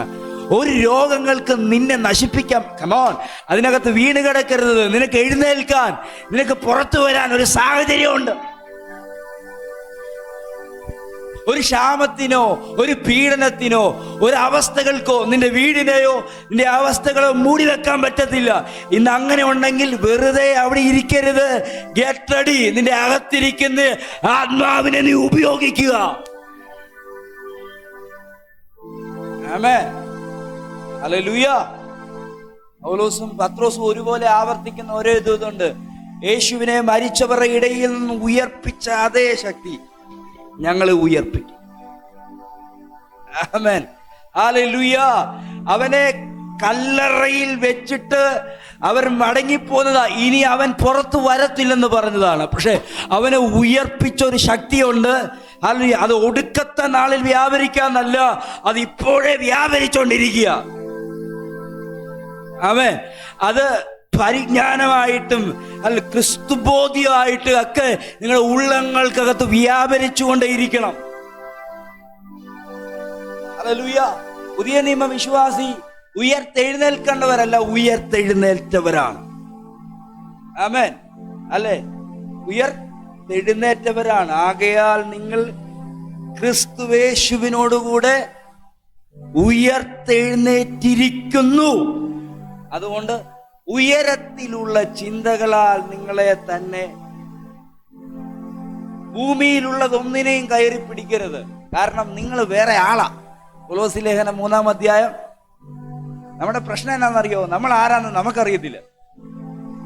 നമ്മൾ ആരാണെന്ന് നമുക്കറിയത്തില്ല. അതുകൊണ്ടാണ് പൗലോസ് പറയുന്നത്, ഹല്ലേലൂയ, ഞാനൊരു ആത്മാവിനാൽ നിന്നെ സീൽ ചെയ്തിരിക്കുന്നുണ്ട്. അത് ഉയർപ്പിക്കുന്ന ആത്മാവിനാൽ ആ സീൽ ചെയ്തിരിക്കുന്നത്. അതുകൊണ്ട് നീ നിന്നെക്കുറിച്ചുള്ള വിളി അറിയണം. നിന്റെ അവകാശം എന്നതാണെന്ന് അറിയണം. നിന്റെ അകത്ത് വ്യാപരിക്കുന്ന ശക്തിയുടെ അളവറ്റ ശക്തി അറിയണം. ഒന്ന് ഉപയോഗിക്കാൻ തയ്യാറാണോ? ഉപയോഗിക്കാൻ തയ്യാറാണെങ്കിൽ അത്ഭുതങ്ങളെ നിങ്ങൾ കണ്ടിരിക്കും. ഈ ദൂതിന്റെ അടിസ്ഥാനത്തിൽ നിന്റെ വീട്ടിൽ കണ്ടിരിക്കും. ഇവിടെ ഞാൻ നിങ്ങളോട് ആദ്യത്തെ പോർഷൻ സംസാരിക്കുമ്പോൾ ക്രിസ്ത്യൻ പ്രയോറിറ്റി എന്നൊരു വിഷയം സഭയ്ക്ക് വളരെ അത്യാവശ്യമാണ്. അത് ഞാൻ നിങ്ങളുടെ മുമ്പിൽ എടുക്കാനായിട്ട് താല്പര്യപ്പെടുക. ഈ മറിയ യേശുവിനെ വീട്ടിൽ കൈക്കൊണ്ടുവന്നു. മറിയ യേശുവിന് വേണ്ടി ഏറ്റവും നല്ലതൊന്ന് ഒരുക്കിക്കൊണ്ടിരിക്കുക. വളരെ ആഗ്രഹത്തോടെ യേശുവിനെ വീട്ടിൽ കൈക്കൊണ്ടു. യേശുവിനെ പക്ഷേ മാർത്ത വീട്ടിൽ കൈക്കൊണ്ടു. മറിയയുടെ പ്രത്യേകത, മറിയ യേശുവിനെ വീട്ടിലല്ല കൈക്കൊണ്ടത്, മറിയ യേശുവിനെ ഉള്ളത്തിലാണ് കൈക്കൊണ്ടത്. ആമേൻ, ഹല്ലേലൂയ. ചിലര് വീട്ടിൽ കൈക്കൊണ്ടവരുണ്ട്. ഇതിന്റെ ഈ രണ്ട് വാക്ക് ഇങ്ങനെയാണ്. അവൾ യേശുവിന് വേണ്ടിയാണ് അവൾ ആ ജോലിയെല്ലാം ചെയ്തത്, അല്ലേ? ആണോ? യേശുവിന് വേണ്ടിയാണ്. നമ്മളും യേശുവിന് വേണ്ടിയാ പല കാര്യങ്ങളും ചെയ്യുന്നത്. യേശുവിന് വേണ്ടി നല്ല ഫുഡ് ഉണ്ടാക്കുന്നു, യേശുവിന് വേണ്ടി നല്ല ആഹാരം, യേശുവിന് ശിഷ്യന്മാർക്ക് വേണ്ടി ആണ് താൻ ജോലി ചെയ്യുന്നത്. പക്ഷെ മറിയയുടെ കാര്യത്തിലേക്ക് നോക്കുമ്പോൾ അവൾ യേശുവിന്റെ കൂടെയാണ്.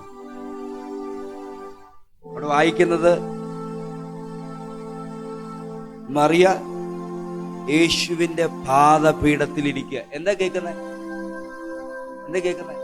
അവൾ യേശു പറയുന്ന വചനം കേട്ടുകൊണ്ടിരിക്കുക.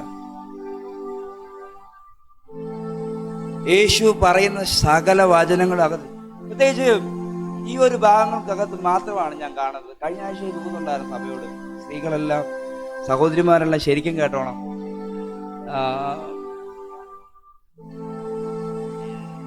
സഹോദരിമാരെ ശുശ്രൂഷയ്ക്ക് വേണോ വേണ്ടയോ എന്ന് പുതിയ നിയമസഭ ഇപ്പോഴും ഒരു തീരുമാനത്തിൽ എത്തിയിട്ടില്ല.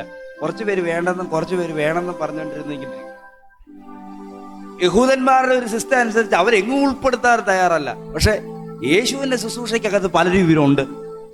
രാമൻ പറഞ്ഞാണോ? ഇവർ പറഞ്ഞില്ലേ? നിങ്ങൾ പറയണം. ശിഷ്യന്മാരായി കണ്ടെത്തിയവരുടെ കൂട്ടത്തിൽ യേശുവിന്റെ കൂടെ അല്ലെങ്കിൽ യേശുവിന്റെ കൂടെ ഇരുന്ന് യേശുവിന്റെ വാക്കുകൾ, വചനങ്ങൾ, യേശു പഠിപ്പിച്ചതെല്ലാം പഠിപ്പിക്കാൻ വേണ്ടി പുരുഷന്മാരെ മാത്രമേ തെരഞ്ഞെടുക്കുന്നതായി നമ്മൾ കാണുന്നുള്ളൂ. പക്ഷെ ഇവിടെ ഒരാള് യേശുവിന്റെ വായിൽ നിന്ന് വരുന്ന വചനങ്ങൾ മൊത്തം പഠിക്കുക. അവക്ക് യേശുവിനെ വിളിക്കാൻ റബി എന്നൊരു വാക്കാ, ഗുരുവേ എന്നൊരു വാക്ക. അതിനകത്ത് അതിന്റെ വാക്കിന്റെ പ്രത്യേകത കൂട്ടിച്ചേർക്കുമ്പോ അറിയാം ഇവൾ യേശുവിന്റെ ശിഷ്യയായിരുന്നു. ആമേൻ, ഹല്ലേലൂയ. അപ്പം എന്താണ് കഴിഞ്ഞ ആഴ്ച ഞാനത് പറഞ്ഞു, ഒരു വിശ്വാസി എന്നതിൽ നിന്ന് യേശുവിന്റെ ശിഷ്യ എന്നതിലേക്ക് വരാൻ നേരത്ത് അല്പം ഒരു വ്യത്യാസമുണ്ട്. ആമേൻ. ഇവള് യേശുവിന്റെ അറ്റൻഷൻ കിട്ടാൻ വേണ്ടി ആയിരിക്കാം മാർത്ത ജോലി ചെയ്യുന്നത്. അല്ലെങ്കിൽ എങ്ങനെയെങ്കിലും യേശുവിന്റെ ഉള്ളത്തിൽ എങ്ങനെയൊന്ന് കയറാൻ വേണ്ടി ആയിരിക്കാം, അല്ലെ? യേശുവിന്റെ മനസ്സിനകത്ത് എനിക്കും ഒരു സ്ഥാനം ഉണ്ടാകാൻ വേണ്ടി ആയിരിക്കാം ഞാനിങ്ങനെ ദൂതായിട്ട് പറഞ്ഞുതരാം. പക്ഷെ ഇവൾ നേരെ തിരിച്ചാണ്. മറിയ നേരെ തിരിച്ചാ. എന്റെ ഉള്ളില് യേശുവ, എന്റെ ഉള്ളില് യേശുവിന്റെ കൂടെ എനിക്കിരിക്കണം. എന്റെ ഹൃദയത്തിനകത്ത് യേശുവിന് സ്ഥാനം വേണം. ആമേൻ, ഹല്ലേലൂയ. ഈ രണ്ടുപേരുടെയും ആഗ്രഹം നല്ലതായിരുന്നു. മറിയയുടെ ഉള്ളത്തിനകത്ത്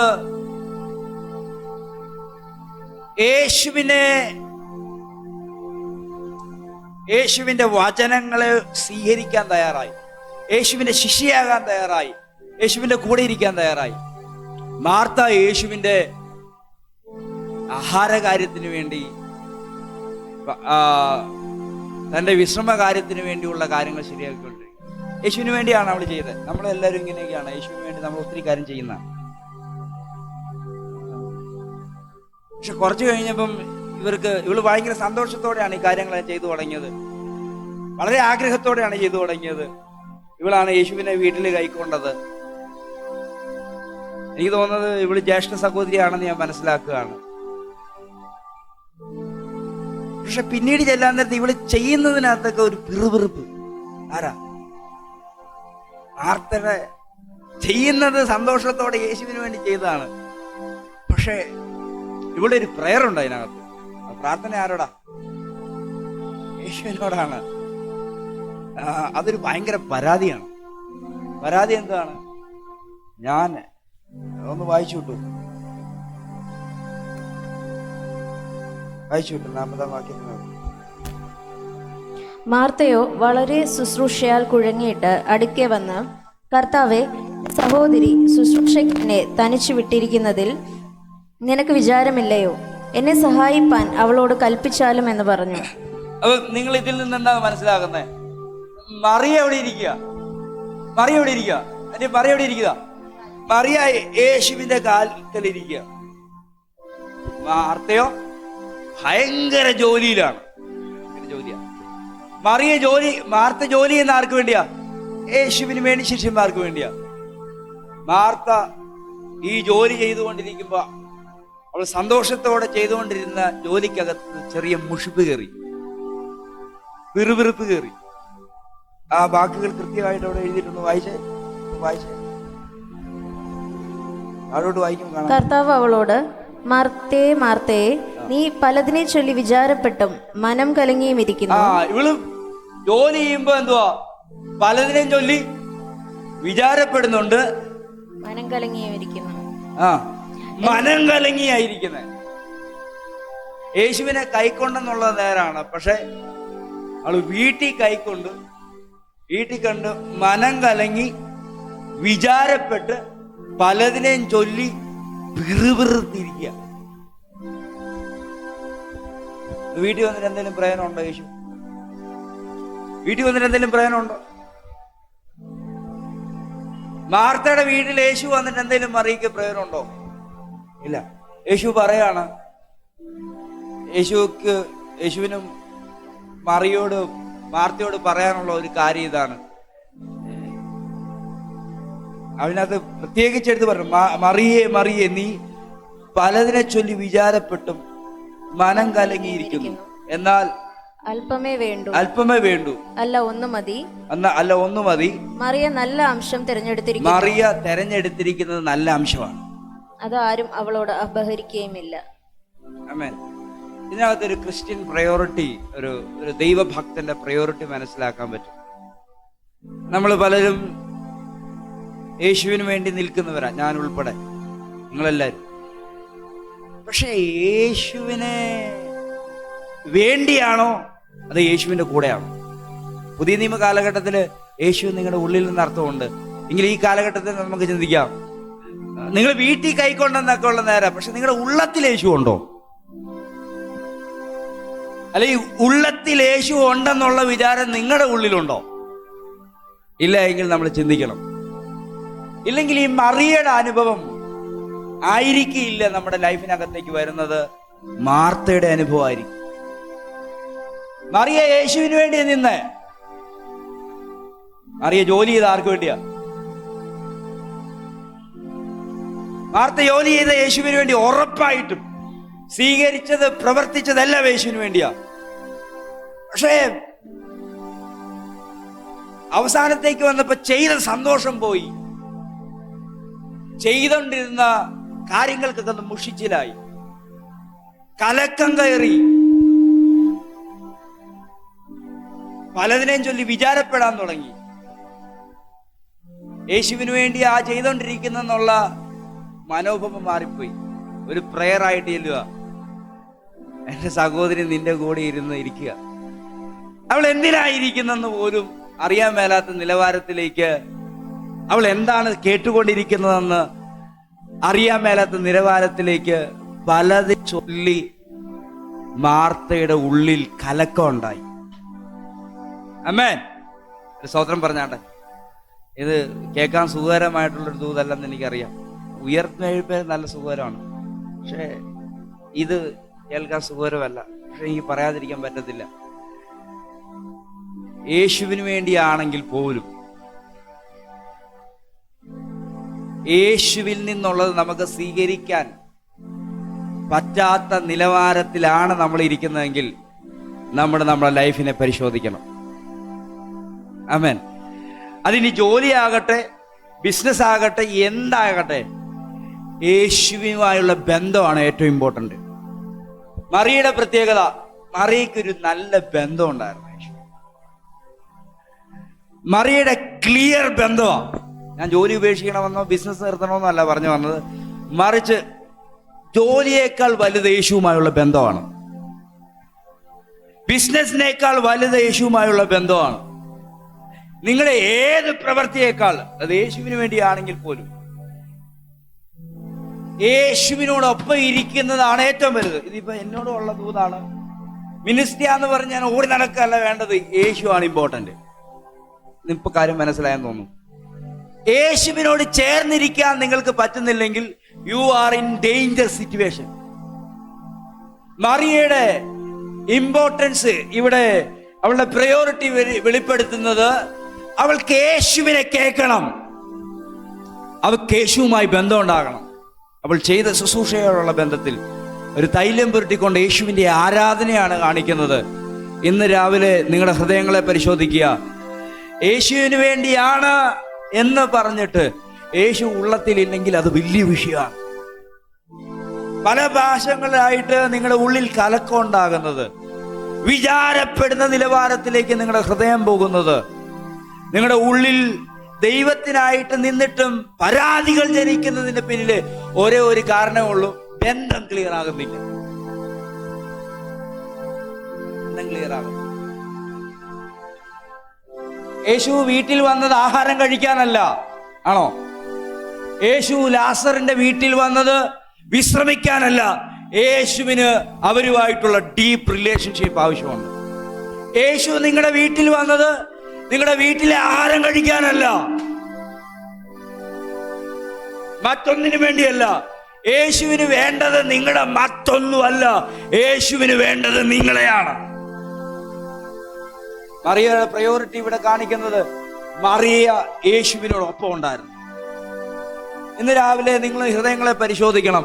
യേശു ഉള്ള വീടാണ് എൻ്റെ. പ്രാർത്ഥനയുണ്ട്, ആരാധനയുണ്ട്, എല്ലാം ഉണ്ട്. പക്ഷേ യേശുവിന് നിങ്ങളിൽ സ്ഥാനമുണ്ടോ? ഇല്ലെങ്കിൽ നിങ്ങൾ പരിശോധിക്കണം. യേശു നിങ്ങളുടെ അകത്ത് ഉണ്ടോ? യേശുവിന്റെ വാക്കുകൾ അകത്തുണ്ടോ? ഈ ദൂതിന്റെ ഏറ്റവും വലിയ പ്രസക്തി യേശുവിന് പഠിപ്പിക്കാനുള്ളത് വളരെ ഇമ്പോർട്ടൻ്റ് ഉള്ള കാര്യമാണ്. കാരണം നാളുകളിൽ ഇവരുടെ ലൈഫിനകത്ത് സംഭവിക്കാൻ ചാൻസ് ഉള്ളതിനെ യേശു ഇന്നേ പരിഹരിക്കുകയാണ്. എന്താണ്? ലാസർ ദീനമായി കടക്കുന്നു എന്നറിഞ്ഞിട്ട് യേശു ഇരുന്ന സ്ഥലത്ത് ദിവസങ്ങൾ ചെലവഴിക്കുന്നത്. കാരണം എന്നാ? ഇന്നലകളിൽ ഞാൻ ഇൻവെസ്റ്റ് ചെയ്യേണ്ടത് ഞാൻ ഇൻവെസ്റ്റ് ചെയ്തിട്ടുണ്ട്. എന്റെ കൂടെ ഉണ്ടോ നിങ്ങൾ? ഞാൻ ഇന്നലകളിൽ അവരുടെ വീട്ടിൽ പോയത് ആഹാരം കഴിക്കാനായിരുന്നില്ല, മറിച്ച് മറിയയും മാർത്തയും കേൾക്കേണ്ടത് ഞാൻ അവരുടെ വീട്ടിൽ പറഞ്ഞിട്ടുണ്ട്. ആമേൻ. നിങ്ങളൊരു കാര്യം മനസ്സിലാക്കണം. നിങ്ങളെ ഈ ഒരു സഭയിൽ ദൈവം നിർത്തിയിരിക്കുമ്പോൾ ആര് പ്രസംഗിക്കട്ടെ, ഞാൻ പ്രസംഗിക്കണം തന്നെയില്ല, ആര് പ്രസംഗിക്കട്ടെ, നാളത്തേക്കുള്ളത് ഉറപ്പായിട്ടും നിങ്ങൾക്ക് വേണ്ടി ഈ ദൈവശബ്ദത്തിലൂടെ ദൈവം കൈമാറും. ഒന്നാമത് ഇവിടെ വരണം, രണ്ടാമത് വന്നോത് ഇത് കേൾക്കണം. എത്ര പ്രസംഗിക്കാൻ അറിയാവുന്നവരാണോ അല്ലാത്തവരാണോ, നിങ്ങൾ ആഗ്രഹബോധത്തോടെ വന്നാൽ ദൈവം നിങ്ങളോട് സംസാരിച്ചിരിക്കും. ആമേൻ, ഹല്ലേലൂയ. 2 ദിവസവും യേശു ഇരുന്ന സ്ഥലത്ത് ഇരിക്കുമ്പോൾ അല്ലെ, യേശുക്രിസ്തുവിന്റെ സ്നേഹിതൻ എന്ന ലാസറിന് പറഞ്ഞേ, സ്നേഹിതൻ മരിച്ചു കിടക്കുന്നത് കണ്ട് കല്ലറയുടെ മുമ്പിൽ കരയുന്ന യേശു ധീരമായി കിടക്കുന്നു എന്ന് അറിഞ്ഞിട്ടും ഇരുന്ന ഇഴത്ത് തുടരുന്നത്. ശിഷ്യന്മാർ പലരും യേശുവിനെ വിരൽ ചൂണ്ടി നമുക്ക് അങ്ങോട്ട് പോകേണ്ടതല്ലേ എന്ന് നിർബന്ധിച്ചിട്ട് യേശു പോകാതിരുന്നതിന്റെ പിന്നെ കാര്യം, ഞാൻ ഇടേണ്ടത് അവരുടെ ഇടയിൽ ഇട്ടിട്ടുണ്ട്, ഞാൻ കൊടുക്കേണ്ടത് അവരുടെ ഉള്ളിൽ കൊടുത്തിട്ടുണ്ട്. അതൊരു ഉയർത്തെഴുന്നേൽപ്പിന്റെ ദൂതാണ്. അവർക്ക് ബോധ്യമുണ്ട്. ലോകത്തോട് ബന്ധപ്പെട്ട് അവരുമായിട്ട് ഇഴുകിച്ചേർന്ന് ജീവിക്കുമ്പോൾ നിങ്ങൾ തിരിച്ചറിയണം, അവരെ പോലെ അല്ല നിങ്ങൾ. നിങ്ങളുടെ അകത്തൊരു ഉയർപ്പിന്റെ ദൂതല്ല, ഉയർപ്പിന്റെ ശക്തിയായിരിക്കും. എന്റെ കൂടെ ഉണ്ട്. ഈ ദൂതനെ ഇങ്ങനെ കൊണ്ട് കളയരുത്, കയറി വരണം ആത്മാവില്. ഹല്ലേലൂയ.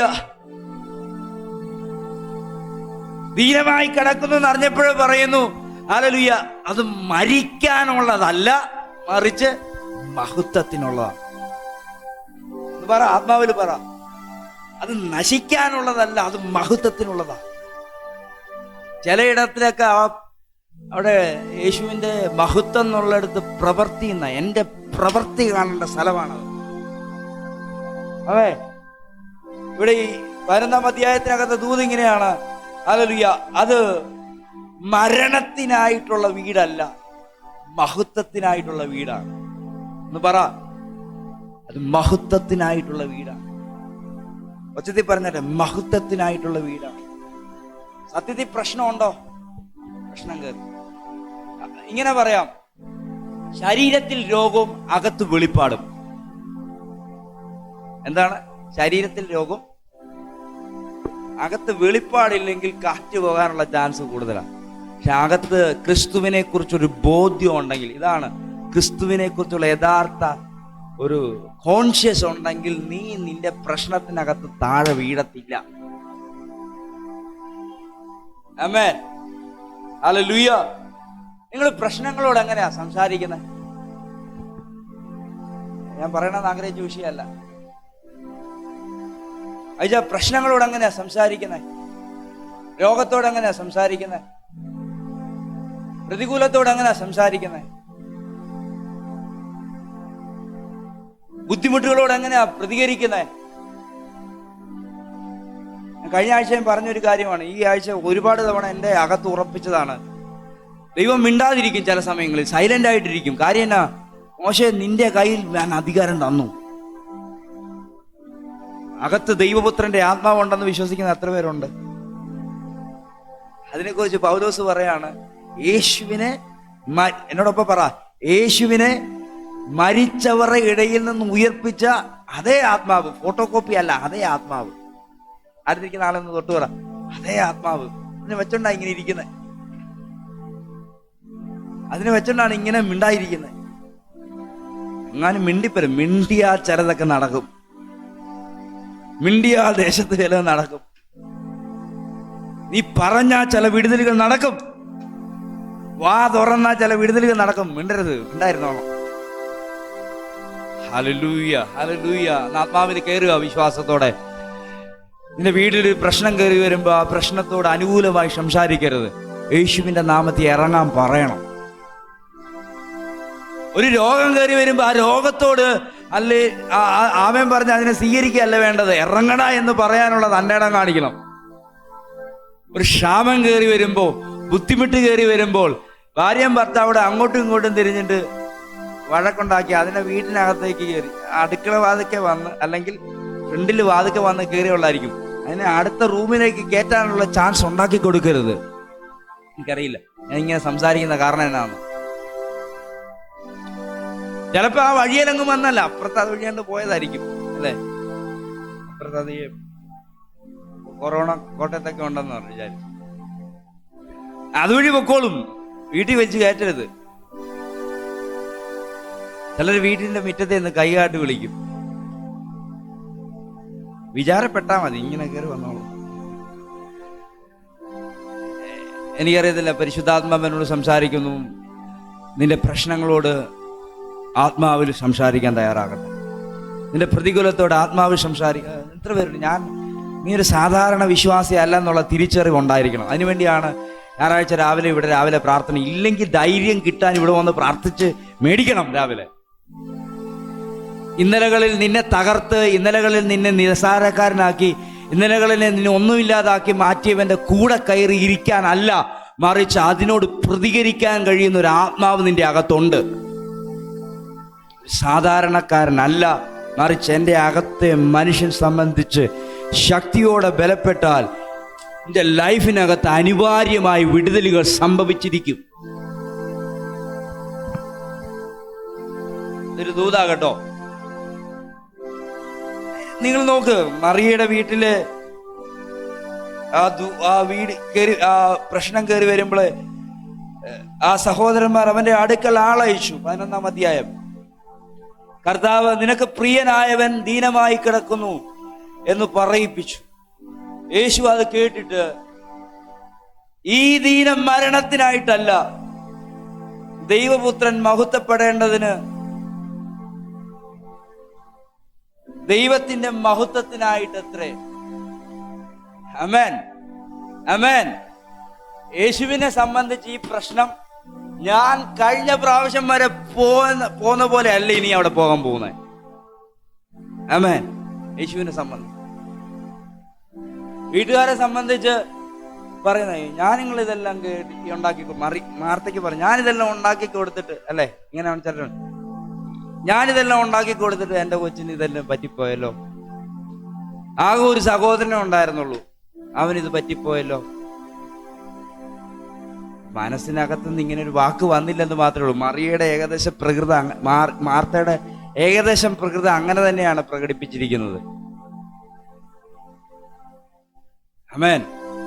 യേശുവിന് പറയാനുള്ള കാര്യമുണ്ട്, ഞാൻ നിക്ഷേപിച്ച വചനം നിന്റെ അകത്തുണ്ടെങ്കിൽ നിന്റെ പ്രതികരണം കൂടെ നിന്ന് കരയുന്നവരെ പോലെ ആയിരിക്കത്തില്ല.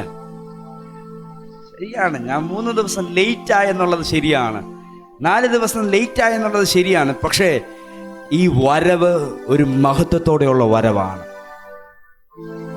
എന്റെ പരിശുദ്ധാത്മാവ് വലിയൊരു ശക്തിയായിട്ട് വാക്കിനെ പറയുന്നുണ്ട്. ആദ്യം വന്നതുപോലെ അല്ല അവൻ രണ്ടാമത് വരുന്നേ. അല്ലേ, ആദ്യം വന്നത് ആരും വലിയതായിട്ടൊന്നും അറിഞ്ഞിട്ടില്ല, അല്ലേ? പക്ഷെ ഇനി വരുന്ന വരവ് എല്ലാവരും അറിഞ്ഞിരിക്കും. ഇനി വരുന്ന വരവ് നിന്റെ വീടിന് തന്നെ മാറ്റം ഉണ്ടാകും.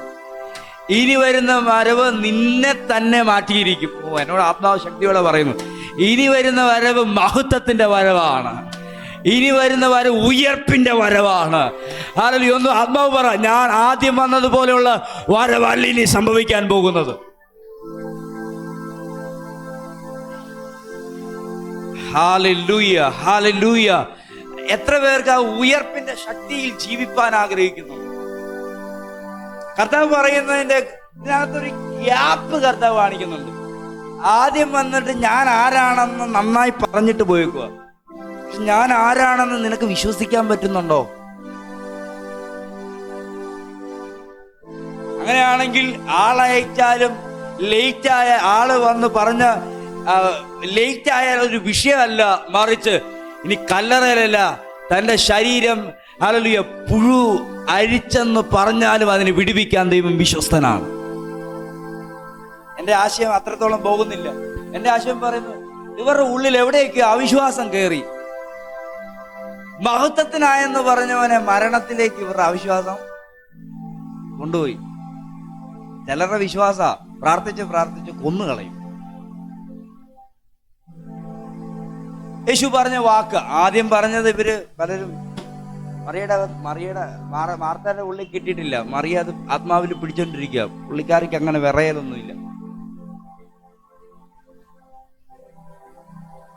ഈ ദീനം മരണത്തിനായിട്ടല്ല എന്ന് പറഞ്ഞാൽ അല്ല എന്നാ യേശു പറഞ്ഞതിന് അപ്പുറത്തേക്ക് ഒന്ന് ഇല്ല. പക്ഷെ അവരത് കല്ലറ വരെ കൊണ്ടുപോയി, അവിടെ വരെ കൊണ്ടുപോയി. ചില പ്രശ്നങ്ങളാണ് ഇങ്ങനെ ചെറുതായിരിക്കാം, ചെറിയൊരു പനി ആയിരിക്കാം, പെരുപ്പിച്ചത് വലുതാക്കി കളയും. ഈ സഹോദരി മാർത്തയുടെ ഒരു നേച്ചർ അനുസരിച്ച് അവള് മറിയ വരാത്തത് തന്നെ അവർക്കൊരു മറിയ ജോലി ചെയ്യാൻ വരാത്തത് തന്നെ അവളുടെ മനസ്സിനകത്ത് വലിയ കലക്കത്തിനും വലിയ പ്രയാസത്തിനും കാരണമായി തീർന്നിട്ടുണ്ട്. പക്ഷേ അപ്പോൾ സഹോദരന്റെ മരണം എത്രത്തോളം കലക്കിയിട്ടുണ്ടാകും അവളെ? ഞാൻ ആത്മാവിൽ പറയുന്നത്, നിങ്ങളുടെ ഉള്ളിൽ വേട് കയറിയിരിക്കണം, വചനം കയറിയിരിക്കണം. യേശു ആരാണെന്നുള്ള തികഞ്ഞ ബോധ്യം കയറിയിരിക്കണം. യേശു ആരാണെന്ന തികഞ്ഞ ബോധ്യം ഉണ്ടെങ്കിൽ നീ കരയത്തില്ല ഒരു വിഷയത്തിന്റെ നടുവില്, നീ ഞെരുങ്ങത്തില്ല ഒരു വിഷയത്തിന് മുമ്പില്. യേശുവിന് പറയാനുള്ള ഒറ്റ ദൂതാണ് അവിടെ, ഞാൻ ഉയർത്തെഴുന്നേൽപ്പാണ്, ഞാൻ പുനരുത്ഥാനമാണ്. സഹോദരിമാർക്ക് പറയാനുള്ള കാര്യം, കർത്താവേ നീ ഇവിടെ ഉണ്ടായിരുന്നെങ്കിൽ എന്റെ സഹോദരൻ മരിക്കയില്ലായിരുന്നു. നീ ഇവിടെ ഉണ്ടായിരുന്നെങ്കിൽ മരിക്കയില്ല. അപ്പൊ അവരുടെ വിശ്വാസം യേശു ഉണ്ടായിരുന്നെങ്കിൽ മരിക്കയില്ല. യേശുവിൽ ഇവർക്ക് നല്ല കോൺഫിഡന്റ് ആണ്. പക്ഷെ ഇന്ന് നമുക്ക് പറയാൻ ആ ദൂത് അന്വർത്ഥമാകുന്ന ഒരു വാക്ക് ഇന്ന് രാവിലെ എനിക്ക് നിങ്ങളോട് പറയാനുണ്ട്. അവനാകുന്നവനായി നിങ്ങളുടെ ഉള്ളിലുണ്ട്. ഒന്നുകൂടി പറഞ്ഞാൽ, അവൻ യേശു എന്ന പേരിലല്ല നിൽക്കുന്നത്, അവൻ ഉയർത്തെഴുന്നേൽപ്പായി നിങ്ങളുടെ ഉള്ളിൽ നിൽപ്പുണ്ട്. എനിക്ക് ഈ കഥ പറഞ്ഞു നിർത്തിയിട്ട് അടുത്ത ആഴ്ചയിൽ ഇതിന്റെ വെളിപ്പാട് എനിക്ക് പറയണം. യേശു ലാസറിന്റെ കല്ലറയുടെ മുമ്പിൽ വരുന്നത് യേശു ആയിട്ടല്ല, ഞാൻ ഉയർത്തെഴുന്നേൽപ്പാണ്, ഞാൻ പുനരുത്ഥാനമാണ്.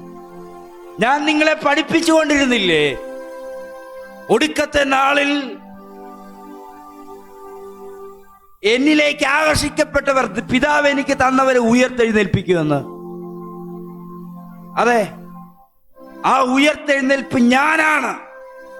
ലാസറിന്റെ മുമ്പിൽ വന്ന് യേശു ലാസറിനെ വിളിച്ചു എന്ന് പറയുന്നതിനേക്കാൾ എനിക്കിഷ്ടം പുനരുത്ഥാനം, റിസറക്ഷൻ വിളിക്കുകയാണ്. പുനരുത്ഥാനത്തിന്റെ ശക്തി വിളിക്കുകയാണ്, ലാസറെ പുറത്തു വാ. പകരം ഈ ശബ്ദം കേട്ടുകൊണ്ടിരിക്കുമ്പോ ഹല്ലേലൂയ, ലാസർ അന്ന് അവിടെ മരിച്ച് നാട്ടം വെച്ച അവസ്ഥയിൽ നിന്ന് പുറത്തു വന്നെങ്കിൽ ഇവിടെ നിങ്ങൾ തിരിച്ചറിയണം, നിങ്ങൾ വിശ്വാസത്തോടെ ക്രിസ്തുവിനെ അകത്ത് സ്വീകരിച്ചിരിക്കുന്നത് പുനരുത്ഥാനത്തിന്റെ ശക്തിയായിട്ടാണ്. യേശുവിനെ മരിച്ചവരുടെ ഇടയിൽ നിന്ന് ഉയർപ്പിക്കുന്ന അതേ ശക്തി നിങ്ങളുടെ അകത്തിരിപ്പുണ്ട്. ഞാൻ നീട്ടുന്നില്ല, എൻ്റെ വാക്കുകൾ നിർത്തുകയാണ്. അടുത്ത ആഴ്ച ഇതിന്റെ വെളിപ്പാടുകൾ കൂടുതലായി നമ്മൾ ചിന്തിക്കാൻ പോവുക. ശരിക്കും ഇതിനകത്തൊരു ദൂത് നമ്മളോട് പറയാനുണ്ട്. നിന്റെ അകത്തിരിക്കുന്ന ആത്മാവ് പുനരുത്ഥാനത്തിന്റെ ശക്തിയാണ്. കണ്ണുകളൊന്ന് ദൈവത്തിന് അടച്ചാട്ടെ. എന്നോട് പരിശുദ്ധാത്മാവ് വളരെ താർക്കികമായി പറയുന്നു, ഇതിനോട് പ്രതികരിക്കാൻ തയ്യാറാണെങ്കിൽ ഇപ്പോൾ ചില രോഗസൗഖ്യങ്ങൾ നിന്റെ ശരീരത്തിനകത്ത് സംഭവിക്കും. 1-2 നിമിഷങ്ങൾ വിട്ടുകൊടുക്കുക. കാലിനകത്തെ കഴപ്പ് പോലെയുള്ള ഈ മസിലുകൾക്കിടയിലുള്ള എല്ലാ പ്രശ്നങ്ങളെയും കർത്താവ് പരിഹരിക്കുകയാണ്. എന്താണെന്നറിയാവോ? നിന്റെ അകത്തിരിക്കുന്ന ആത്മാവ് ഉയർപ്പിക്കുന്ന ശക്തിയാണ്. ലാസറിനോടും മറിയോടും മറിയയുടെ കൂടെ നിന്ന് യേശുവിനെ കേൾക്കുന്നവരോടും യേശുവിന് പറയാനുള്ളത്, ഒടുക്കത്തെ നാളിലേക്ക് നിങ്ങൾ ശ്രദ്ധിക്കാതെ ഇപ്പോൾ എന്ത് സംഭവിക്കും? I am the resurrection. ഞാൻ പുനരുത്ഥാനവും ജീവനുമാകും. ഈ സാക്ഷ്യമാണ് നിങ്ങളിൽ സ്ഥിരമാകേണ്ടത്. ഈ സാക്ഷ്യമാണ് നിങ്ങളിൽ ഉറപ്പാകേണ്ടത്. യേശു പുനരുത്ഥാനമാണ്. യേശുവിന്റെ ആത്മാവ് ഉള്ളത്തിൽ കിട്ടിയവരോട് പറയുന്നു, പുനരുത്ഥാനത്തിന്റെ ശക്തി ഇനി വരണ്ട, അവൻ വന്നു. അവൻ നിങ്ങളുടെ ഉള്ളിലിരിക്കുക. നിങ്ങൾ ഒരാളുടെ മേൽ കൈവെക്കുമ്പോൾ, ഒരാൾക്ക് വേണ്ടി പ്രാർത്ഥിക്കുമ്പോൾ നിങ്ങൾ തിരിച്ചറിയണം, നീ അല്ല, പുനരുത്ഥാനത്തിന്റെ ശക്തിയാ കൈവെക്കുന്നത്. ഇനി രോഗികൾ ആകാതിരിക്കാൻ പറ്റത്തില്ല. അതുപോലെ നീ ഈ വെളിപ്പാടിനെ സ്വീകരിക്കണം. നീ ഒരു ദേശത്തിന് വേണ്ടി പ്രാർത്ഥിക്കുമ്പോൾ നീയല്ല, പുനരുത്ഥാനത്തിന്റെ അഭിഷേകം. ആമേൻ, ആമേൻ, ആമേൻ, ആമേൻ, ആമേൻ, ആമേൻ. ദേശത്തിന് വേണ്ടി നിൽക്കുന്ന വ്യക്തികളോട് ഞാൻ ആത്മാവിൽ പറയുന്നു, സ്വീകരിക്കണം. മറിയ യേശുവിന്റെ പാദപീഠത്തിൽ ഇരുന്നിട്ട് യേശു താൻ ആരാണെന്ന് വെളിപ്പെടുത്തിക്കൊണ്ടിരിക്കുന്ന കാര്യങ്ങളെ ശ്രദ്ധിച്ച് കേട്ടുകൊണ്ടിരുന്നു. ഇന്ന് പകല് യേശു എൻ്റെ രക്ഷകനാണെന്ന് തിരിച്ചറിഞ്ഞത് നല്ലതാണ്. പക്ഷേ നിന്റെ അകത്ത് വന്നത് പുനരുത്ഥാനത്തിന്റെ ശക്തിയാണ്. I am the resurrection. Come on, come on. യേശുവിൻ്റെ നാമത്തിൽ പുനരുത്ഥാനത്തിന്റെ ശക്തി നിങ്ങളുടെ അകത്തുണ്ട്. പുനരുത്ഥാനത്തിന്റെ ശക്തി നിങ്ങളുടെ അകത്തുണ്ട്. നിങ്ങൾ പ്രാർത്ഥിക്കുമ്പോൾ തിരിച്ചറിയണം, പുനരുത്ഥാനത്തിന്റെ ശക്തി നിങ്ങളുടെ ഇന്ദ്രിയങ്ങളെ ഓവർകം ചെയ്യണം. പുനരുത്ഥാനത്തിന്റെ ശക്തി നിങ്ങളുടെ മനസ്സിനെ ഓവർകം ചെയ്യണം. പുനരുത്ഥാനത്തിന്റെ ശക്തി നിങ്ങളുടെ രോഗങ്ങളെ ഓവർകം ചെയ്യണം. പുനരുത്ഥാനത്തിന്റെ ശക്തി നിങ്ങളുടെ അവശതകളെ ഓവർകം ചെയ്യണം. പുനരുത്ഥാനത്തിന്റെ ശക്തി നിങ്ങളുടെ എല്ലാ മടുപ്പിനെ ഓവർകം ചെയ്യണം. ഒന്ന് വിട്ടുകൊടുത്ത് കർത്താവിനോട് പ്രാർത്ഥിച്ചാട്ടെ. പരിശുദ്ധാത്മാവേ, എനിക്ക് ഈ വിഷയത്തിനകത്ത് കൂടുതൽ അറിയണം. I am the resurrection. യേശു ഒരുപാട് സ്ഥലങ്ങളിൽ പല തവണകളിലായി പറഞ്ഞൊരു വെളിപ്പാടായി, ഞാൻ പുനരുത്ഥാനമാണ്. ഞാൻ നിങ്ങളെ ഉയർത്തെഴുന്നേൽപ്പിക്കാമെന്നല്ല, ആ ഉയർത്തെഴുന്നേൽപ്പിക്കുന്ന ആള് ഞാനാ. അത് നിങ്ങളുടെ അകത്തുണ്ട്, നിങ്ങളുടെ അകത്തുണ്ട്. ഒരു നിമിഷം എല്ലാവരും വിട്ടുകൊടുത്ത് നിങ്ങൾക്ക് വേണ്ടി നിങ്ങൾ തന്നെ പ്രാർത്ഥിച്ചാട്ടെ. പരിശുദ്ധാത്മാവേ, എൻ്റെ അകത്ത് വന്നിരിക്കുന്ന പുനരുത്ഥാനത്തിന്റെ ശക്തിക്കായി സ്തോത്രം. യേശുവിന് കൈകാര്യം ചെയ്യാനുള്ളത് പനിയെ അല്ല ഇന്ന് പകരം.